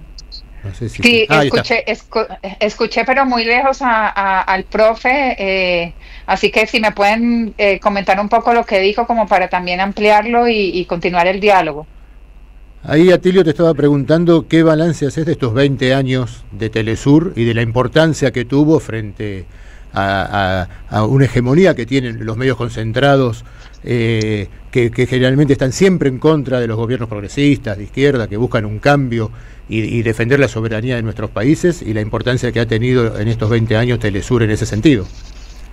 Bueno, en contra de las causas populares y de las causas justas, en contra de los nadies, diríamos, y por fin, digamos, en estos 20 años logramos tener un medio de comunicación que tuviera el foco en esas voces y que tuviera un impacto global. Creo que, digamos, la gran diferencia que marca Telesur con otras apuestas que hemos hecho desde el campo alternativo, contrahegemónico, previo al nacimiento de esta multiplataforma, es justamente su impacto, ¿no?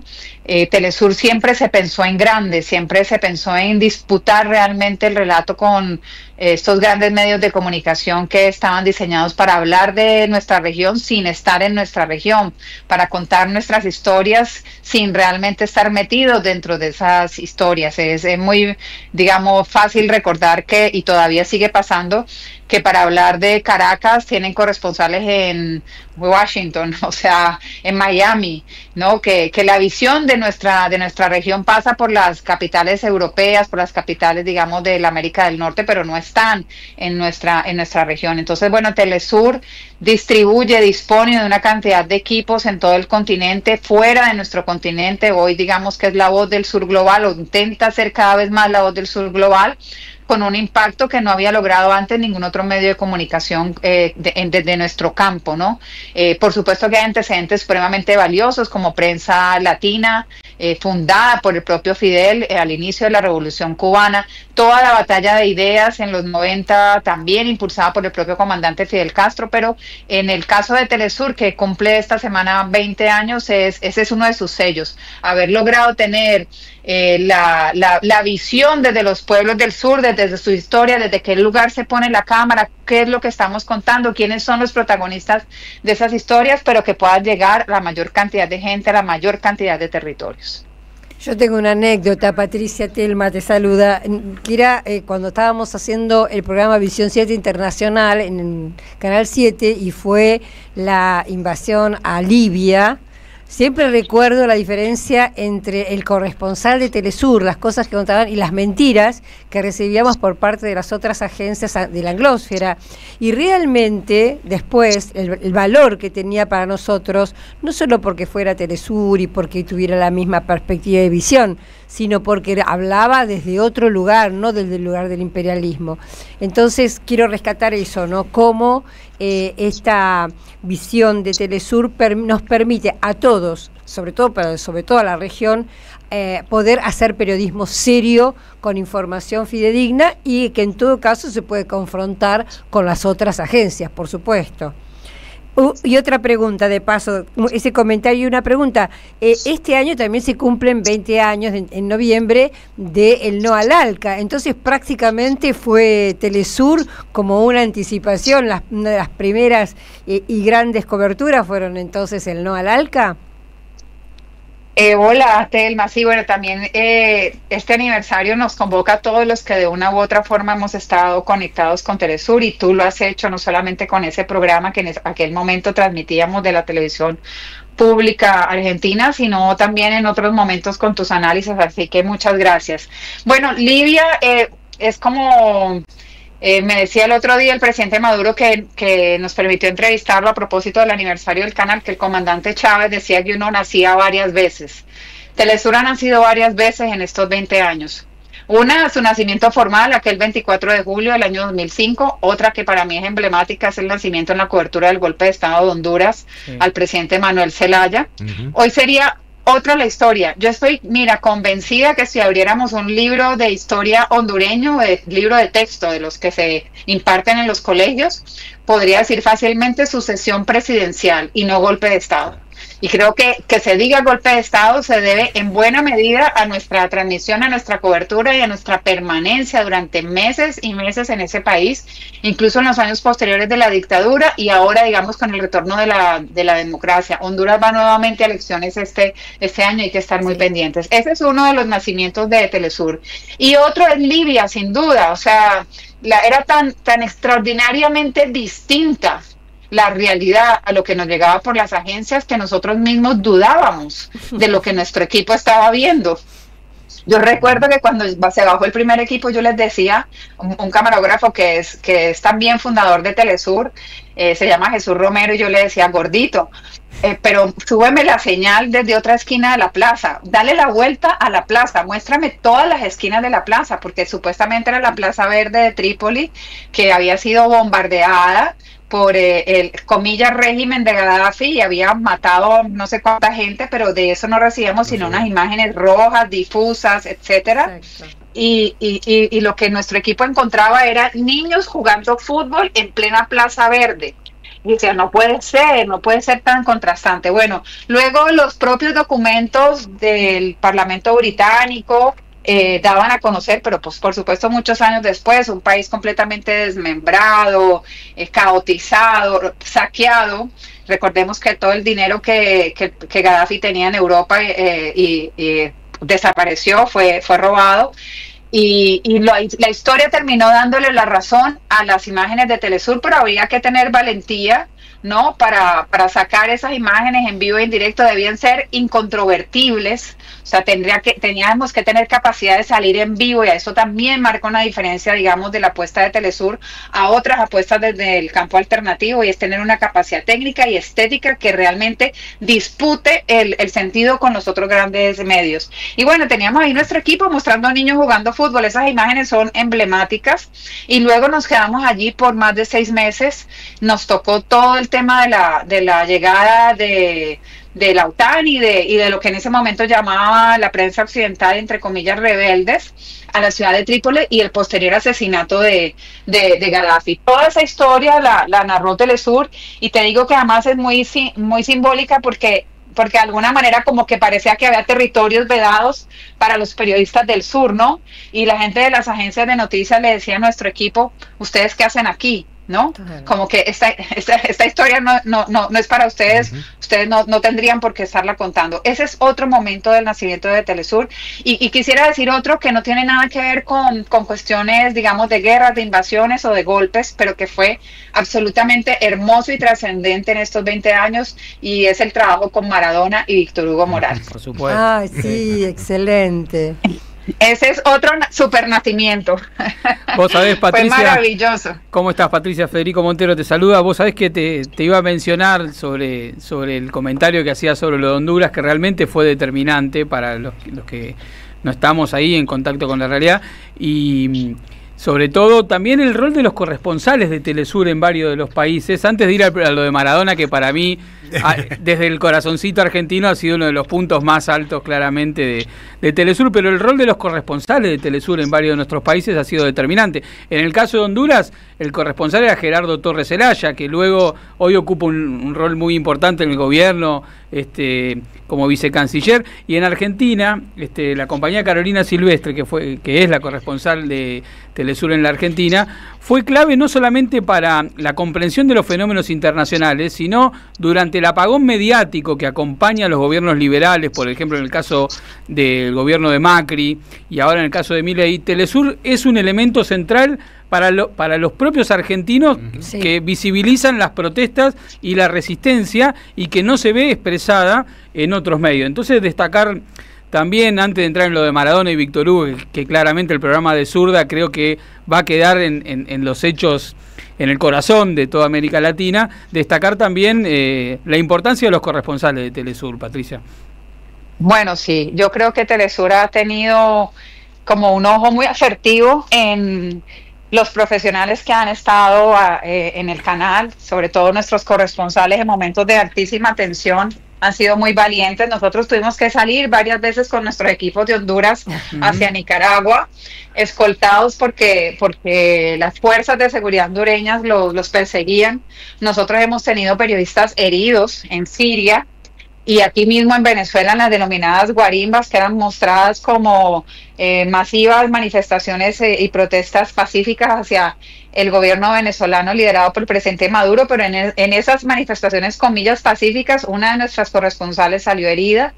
En Siria tuvimos un corresponsal herido. Todos, por fortuna, en estos 20 años, tengo que decir que que hemos contado con la buena suerte y las bendiciones, digamos, de no tener ninguna baja en ninguna de las coberturas, pero sí que nos hemos arriesgado para contar historias que valen la pena. Yo recuerdo yo misma, este es otro nacimiento de Telesur, cuando las coberturas de las liberaciones de los retenidos por parte de la guerrilla de las FARC, metidas en esos, digamos, en esos lugares que antes en Colombia llamábamos territorios nacionales, que son como esas zonas más olvidadas, ¿no? Que es al final donde el conflicto armado tenía una expresión muy significativa, y la confrontación, la guerra, donde se dan estas liberaciones, y también allí se corría un peligro importante, porque además Telesur estaba nada más y nada menos que diciendo que en Colombia lo que había era un conflicto y que había unas víctimas, y que esas víctimas tenían que ser atendidas por el Estado.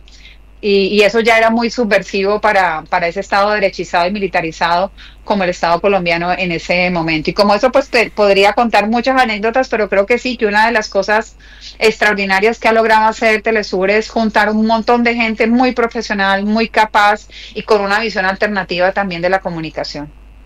Y ahora sí, yendo a lo de Maradona, ¿cómo surge la idea del programa de Zurda, Patricia? Bueno, nosotros teníamos el compromiso, el gran reto después de que nace Telesur, el primer mundial de fútbol, que es sin duda el deporte más popular en todo nuestro continente. Era el primer mundial que se hacía justamente en nuestra patria grande, ¿no? Era Brasil el epicentro de esa fiesta del fútbol, y había que pensar en algo grande. Si somos un canal latinoamericano y caribeño, ¿cómo diablos vamos a presentarnos esto? Además, sin ser un canal especializado en deportes, pero entendiendo que la fuente deportiva y la información deportiva pues es trascendente, porque somos un continente al que le gusta el deporte, y en particular el fútbol. Y bueno, en esa búsqueda nos encontramos con la idea de, bueno, ¿y será que a Maradona le puede interesar? Él llevaba ya mucho tiempo por fuera de la región, sí. Se le planteó la idea y se le dijo, y es posible que quizá Víctor Hugo Morales aceptase también estar en el programa, y esa fue la clave. O sea, cuando se le habló de Telesur, digamos, del significado de Telesur, él veía Telesur en Dubái, él sabía del canal, lo tenía como referencia. Saben que además él tenía una relación muy entrañable con el comandante Chávez, con el presidente Maduro, con Fidel, con la revolución cubana, la revolución bolivariana, con el proceso en Nicaragua. O sea, él políticamente estuvo siempre muy comprometido con estas ideas, digamos, que se juntaron y dieron lo que llamamos en aquel momento la década ganada, ¿no? Entonces, como que todos los astros, ¿no?, se dieron en sintonía, y logramos que él se enamorara del proyecto, y a partir de que él dijo sí, Víctor Hugo Morales dijo sí, pues diseñamos ese producto que terminó llamándose De Zurda, que terminó teniendo una canción casi tan popular como el programa mismo, y que se volvió un fenómeno de marca global. O sea, en ese momento, quien no había conocido a Telesur por sus otras coberturas, digamos, absolutamente trascendentes, supo que existía un canal latinoamericano que tenía su sede principal en Caracas y que tenía Maradona, y que cada noche, ¿no?, había una tremenda expectativa por lo que Maradona fuera a decir o no de cada selección, de cada jugador, digamos, que él definía hablar de él, de los invitados. O sea, ustedes no sé si se acuerdan, digamos, todas las noches era una entrevista mejor que otra, una conversación, digamos, extraordinaria sobre fútbol. Y pienso que para Diego fue una experiencia también extraordinaria, pues porque él se volvió a conectar con su región, volvió a hablar con los que hablaban igual que él, y porque tuvo en Telesur un interlocutor que lo trató con absoluto respeto y además amor. O sea, nosotros lo tratamos con muchísimo cariño, le dimos el lugar que merecía,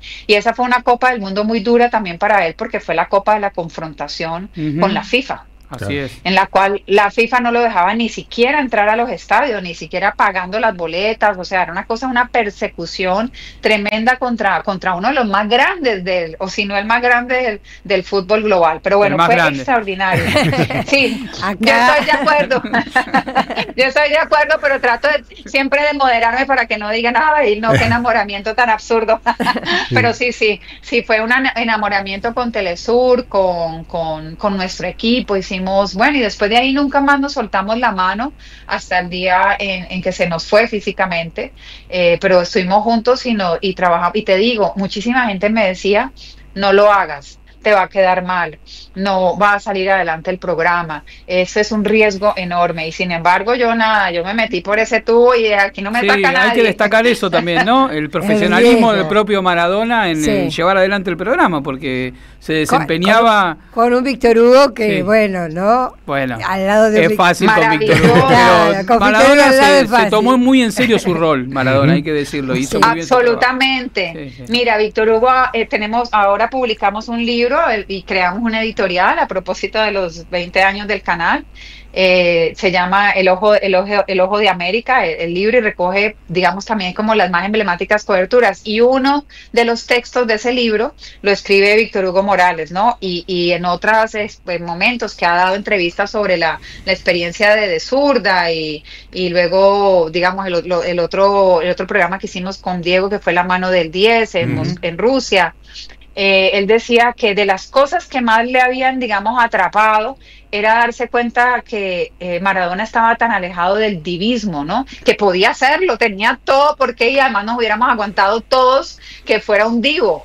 Pero no, su actitud era de una humildad profesional extraordinaria, enorme. Llegó siempre a la hora del llamado, llegaba siempre vestido, listo, con el libreto impreso, con preguntas que hacía sobre la materia televisiva. O sea, realmente todo lo contrario al apocalipsis que nos habían pintado y que yo ahora pienso que deliberadamente intentaban, digamos, no permitir ese matrimonio virtuoso entre Telesur y Diego Maradona, Víctor Hugo Morales, pero no los dejamos, lo hicimos, y hoy yo me agradezco a mí misma, ¿no? No haber dudado ni un minuto que valía la pena, porque al final tenemos también en la biblioteca de Telesur una gran memoria de nuestra región, de estos últimos 20 años, que es una joya. Es oro en polvo, y entre ese oro en polvo están esos maravillosos programas y esa voz de Diego Maradona que se apagó tan prontamente. Patricia, te quería preguntar, Telesur nace como una respuesta a lo que fue el golpe de Estado contra Chávez, que fue un golpe mediático también, trayéndolo a nuestros días, porque bueno, el escenario político, el escenario mediático, de lo que se llama la disputa cultural, la disputa mediática, ha mudado también, ha cambiado, hay nuevos instrumentos para ejercer la dominación cultural, política, mediática, hay nuevos medios de comunicación, las redes y demás.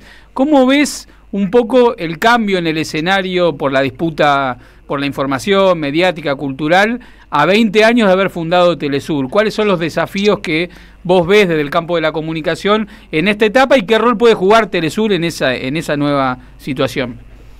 Bueno, voy a responder de dos formas. La primera, muy intuitiva, marea. Ajá. Si lo pienso, me mareo. O sea, es un enorme desafío.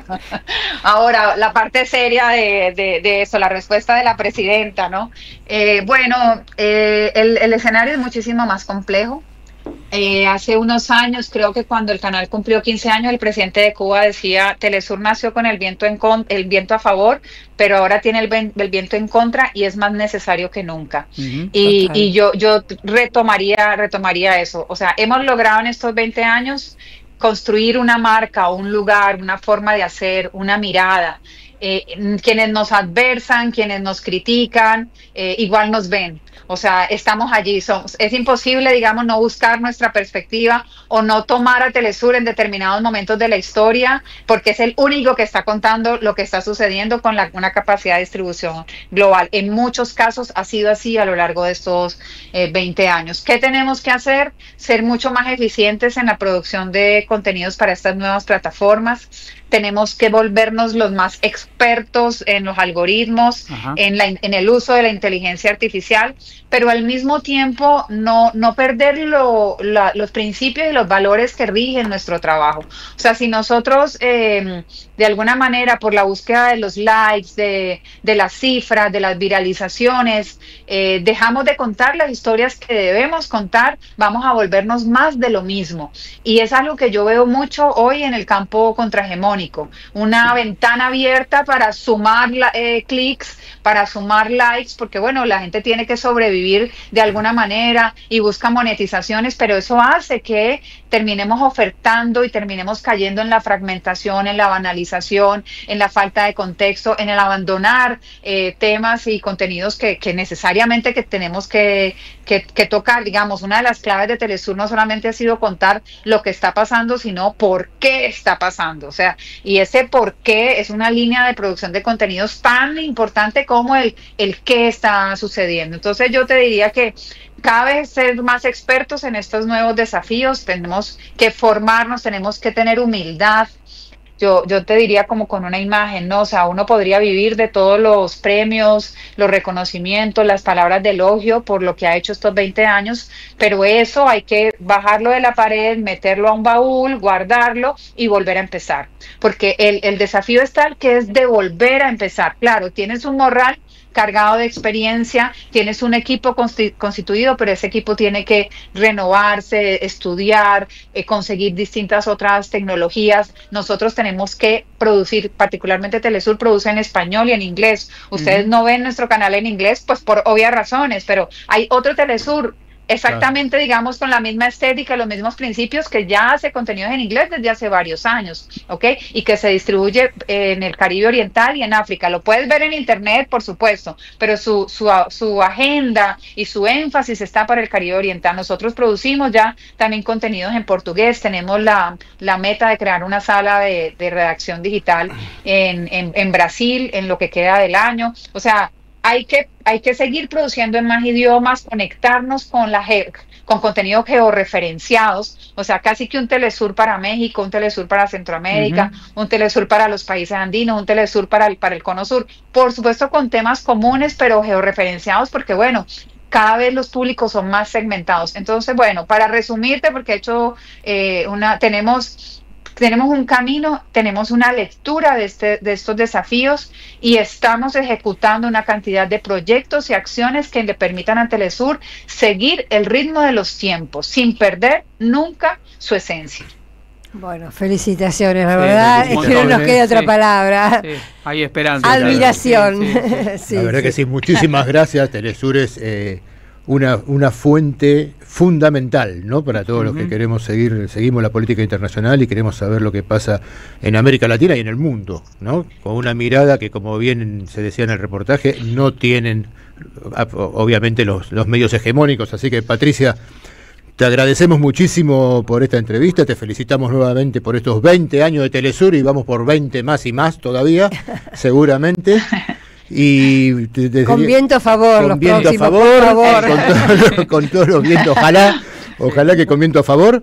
Así que muchísimas gracias por esta entrevista y seguiremos en contacto. Yo creo que si empujamos todos, hasta el viento se pondrá a favor. Un abrazo para ustedes. Gracias por ser parte de la comunidad de Telesur. Un gran abrazo. Por aportar desde tantos lugares. Telesur es hoy un patrimonio de los pueblos del sur y hay que defenderlo desde esa perspectiva. Los abrazo desde Caracas. Un abrazo fuerte, Patricia. Gracias. Muchísimas Muchas gracias. Te mando un abrazo fuerte a Tilio. No, por favor, profe. Todo mi amor. Bueno, hasta pronto. Hablábamos con Patricia Villegas, periodista y presidenta de Telesur, en el marco de los 20 años que está cumpliendo esa cadena televisiva, ya 20 años, que no es nada y es mucho a la vez, ¿no? Yo decía, por eso la coincidencia de 20 años va a ser ahora el 5 de noviembre de No al Alca, ¿no? Exacto. Momento, recordemos que había otros proyectos que lamentablemente no pudieron llevarse a cabo.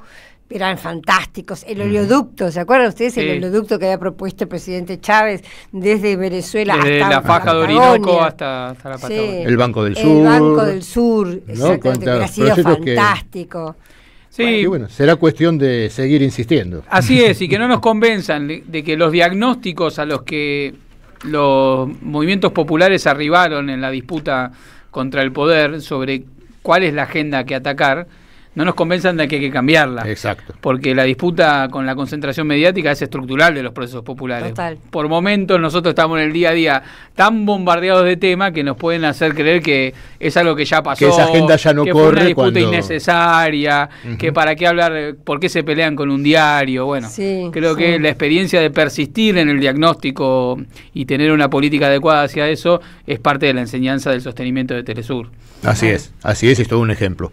No es una excepcionalidad. Así es. Así es. Es estructural. Es estructural toda la pelea que tenemos que seguir dando. Bueno, vamos a una tanda y volvemos con el último tramo del día de hoy de Diálogo Internacional. Linda. Diálogo Internacional. Atilio Borón y un gran equipo analizan la cuestión latinoamericana en primera persona. Diálogo Internacional. Los sábados a las 18 en AM530. Somos Radio. Deja tu mensaje en nuestra línea de oyentes de WhatsApp. 11 3200 0530. Somos Radio. AM530.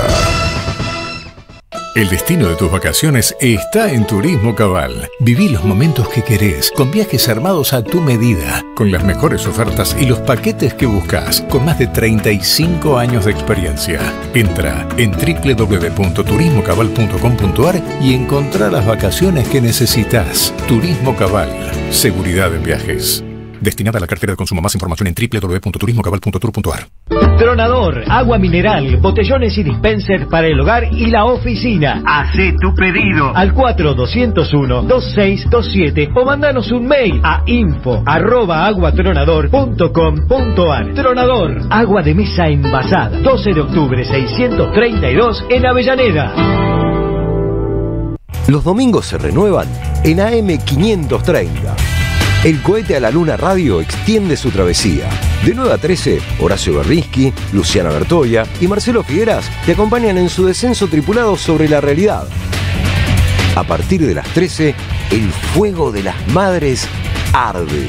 Con Demetrio Iramain y Daniel Ballester en La Plaza y La Palabra. A las 14, Juan Carlos Junio, Ernesto Corbat, Mariana Anzorena, Daniel Alvarenga y Silvia Porritelli hacen Desde la Gente, el programa del Instituto Movilizador de Fondos Cooperativos. Viví los domingos en AM530. Construimos comunidad. Buscamos la verdad siempre. Eve de Bonafini, ejemplo de lucha. Siempre acá, dándole calor al corazón. Costó mucho mantener la radio, muchísimo, ¿no? Hubo mucho tiempo de mala onda, de pandemia, de que me la querían quitar, de todo, bueno, pero a capa y espada la defendimos y mira, ahora está ocupando un lugar importante porque ha mejorado muchísimo la radio. AM530. Somos Radio. Somos EVE. RCT, Club Vacacional, Spa y Playa en Chapalmalal. Es tiempo de compartir.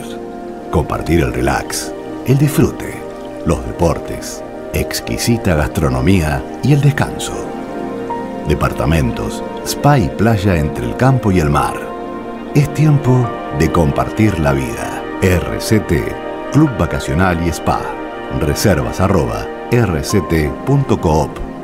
54 911 4097 3030. Web rct.coop. Diálogo Internacional. Hasta las 20 en AM530. Somos Radio. Seguimos en Diálogo Internacional y vamos a recordar los sorteos que tenemos en el día de hoy. ¿Ya están los ganadores? Todavía no. Vamos a esperar hay tiempo 2 o 3 todavía. minutos que está llegando, pero recordamos qué es lo que estamos sorteando. El libro es Che Guevara, el pensamiento rebelde, de Guillermo Almeida, de Editorial Continente. Sí. Como siempre agradecemos a Jorge Un abrazo Urbano para Jorge por los libros para el sorteo. Y quien sea la ganadora o el ganador de este libro lo va a poder pasar a buscar a partir del día jueves. Te cambiamos esta semana el del día jueves recién. Bien. Por Librería Badaraco, Avenida Entre Ríos 921, Ciudad Autónoma de Buenos Aires. Y además estamos sorteando un par de entradas para El invierno del oso, crónicas antifascistas de Stalingrado, Ajá. que es la obra de Manuel Santos, que se está dando los sábados 20-30 horas en el Centro Cultural de la Cooperación. Ahora en minutitos. En minutitos, Sí. corriente 1543. Pero este par de entradas que nosotros sorteamos hoy es para el sábado 9 de agosto. O sea, el sábado que viene, hoy no, el sábado que viene tampoco, el Sí, otro. Bien, para ir agendando con tiempo. Para ir agendando, y nos escriben en estos minutos que nos quedan, y para las entradas sí nos ponen, como siempre, los últimos 3 números del documento para facilitar el retiro de las mismas. Y vamos a saludar también a uno de nuestros auspiciantes, ¿no? A Iriarte Verde, esta cooperativa de trabajo que se genera como un espacio autogestionado por sus trabajadores, donde la participación en la organización está dada por la palabra y la acción cotidiana de sus integrantes, que provienen de distintas disciplinas y experiencias de vida y de trabajo. Y los compañeros y compañeras de Iriarte Verde nos dicen que los une la vocación del hacer, concretar en hecho lo que piensan y lo que dicen. Tienen puesto una mirada en resolver las problemáticas de la organización, desde el debate y la materialización de las soluciones. Así que, Iriarte Verde, muchísimas gracias, lo pueden googlear. Bien. Y buscar ahí los datos del contacto de esta cooperativa. Así que bueno, nos estamos acercando al final, ya nos quedan unos minutos, ¿no? Acá estamos recibiendo bastantes saludos, felicitando por las entrevistas. Ah, qué bueno. Por la entrevista. Muchos nos están pidiendo, acá veo que les recordemos cuándo se presenta el libro de Martín Martinelli, a quien entrevistamos por el tema de Palestina. El libro se llama Geopolítica del genocidio en Gaza y se presenta el sábado 2 de agosto a las 18 horas en Chacabuco 110, Ciudad Autónoma de Buenos Aires. Ahí quienes nos están siguiendo por streaming pueden ver el flyer de la presentación, pero es sábado 2 de agosto, 18 horas, Chacabuco 110, Ciudad de Buenos Aires. Y nos han escrito y agradecemos a Julio de Santa Rosa, a Mabel de Lugano, a Natalia, Emanuel Chimirri, Roberto Casela desde Italia. Roberto, amigo, un abrazo, nuestro firme oyente desde Italia. Silvia de Lugano, Rocío de La Plata, Horacio de Tigre, que nos felicita también por el programa, Jenny de Cava, Matías Méndez de México, Carlos de La Plata, que pide que lo anotemos para las entradas de teatro. A ver, Silvia de Luján también, que lo pongamos que la anotemos para el concurso del libro del Che. María Cristina Ortiz, que bueno, nos preguntaba dónde se presenta el libro el 2 de agosto, que recién lo decíamos. Gracias por el programa, muy necesario. Nos saluda María Cristina Ortiz desde Saavedra. Acá nos preguntaban cómo se llama el libro de Martinelli, Geopolítica del genocidio en Gaza. También, acá nos hacen una consulta, me dicen a mí, Marcelo, te hago una consulta si es posible, pero la extiendo acá a la mesa. Ojo con lo que vas a leer, no sé qué tipo de pregunta, si es secreta o no. No es secreta para nada. Okay. ¿Qué hay de cierto por el involucramiento mayor por parte de Alemania en la guerra ruso-Ucrania? Nos pregunta Sergio Las Heras. Yo tengo entendido que sí. Que esto es algo que está en marcha, ¿no? Sí, las potencias europeas están tomando un poco la posta del sostén del conflicto de la mano de la reconversión económica, porque es un mayor aumento del gasto militar, que implica una salida de la industria por la industria bélica, y después, pues nada, por los intereses estratégicos que representa Ucrania en términos de la confrontación con Rusia, y un poquito el retiro del cuerpo de Estados Unidos, del sostenimiento de ese nivel de conflicto tan alto, lo vendrían a ocupar las potencias europeas, destacándose Macron, se anota siempre primero, banca full, los intereses financieros, Merz, el alemán, BlackRock. Y BlackRock, y también la Inglaterra, ¿no? Gran Bretaña ha sido desde siempre una pieza clave para entender el conflicto. De hecho, a poco tiempo de comenzar el conflicto, hubo una mediación que fue detonada por Boris Johnson. Exactamente. En Hay que marzo recordar fue eso. Empezó en febrero la operación militar especial. En marzo ya estaban reunidos en Estambul delegados de Ucrania y Rusia. Hay fotos. Exactamente, porque hay que recordar que una primera hipótesis era que iba a ser un conflicto acotado, en duración y en escala, claro. Y una de las intervenciones que rompe esa posibilidad de un acuerdo acotado en intervención y en escala es justamente la intervención del Reino Unido de la mano de Boris Johnson, que dinamita las condiciones de posibilidad de ese acuerdo. Luego se profundiza la irreversibilidad de la situación a partir de que se vuela el Nord Stream 2, bueno, y todo lo que sabemos que fue profundizando la los escala. Actores siguen siendo siempre los mismos. Exactamente, y los intereses son invariables. Y Estados Unidos se sabe que el volar el Nord Stream está muy vinculado con la Casa Blanca y con el gobierno de Biden. Así es. ¿No? Atilio, ¿estás ahí conectado? Hola. Estoy escuchando, muchas dificultades para escuchar a Patricia. ¿Sí me escuchan? Sí, te escuchamos bien ahora. No, decía que evidentemente lo de Boris Johnson estalló la posibilidad de un arreglo negociado, pero que fue Johnson por instrucciones expresas de la presidencia norteamericana, de Joe Biden, que le dijo a Inglaterra: vayan y hagan estallar este arreglo, ¿no? Desgraciadamente, y por eso todavía estamos en guerra, nada más. Así es. Bueno, nos despedimos hasta el sábado que viene, entonces. Primero, acá me acaban de llegar el escribano me acaban de llegar los ganadores de los sorteos, Atilio, y después los saludamos y vamos terminando el programa de hoy, ¿te parece? Me parece perfecto, adelante. Muy bien, bueno, para el libro Che Guevara, el pensamiento rebelde, de Guillermo Almeida, la ganadora es Silvia de Lugano. Así que Silvia de Lugano, a partir del día jueves de la próxima semana, podés pasar a retirar el libro Che Guevara, el pensamiento rebelde, de Guillermo Almeida, de Editorial Continente. Un abrazo a Jorge Gurbanov, siempre agradeciéndole por el envío de los libros. Por Librería Badaraco, Avenida Entre Ríos 921, Ciudad Autónoma de Buenos Aires. Y el segundo... El par de entradas para el teatro a minutos de terminar, tienen que terminar de escuchar Diálogo Internacional y salir corriendo. Sí. El 9 de agosto, recién, para el invierno del oso, Crónicas Antifascistas de Estanislao, de Manuel Santos, en el Centro Cultural de la Cooperación, a las 20:30 horas, Corrientes 1543. El ganador es Sergio de Wilde. 3 últimos números de DNI, 821. Así que Sergio de Wilde, el día sábado 9 de agosto, minutos antes de las 20:30 horas, te esperan en el Centro Cultural de la Cooperación, y ahí retirás por boletería tus entradas y vas a disfrutar de una muy buena obra de Manuel Santos, El invierno del oso.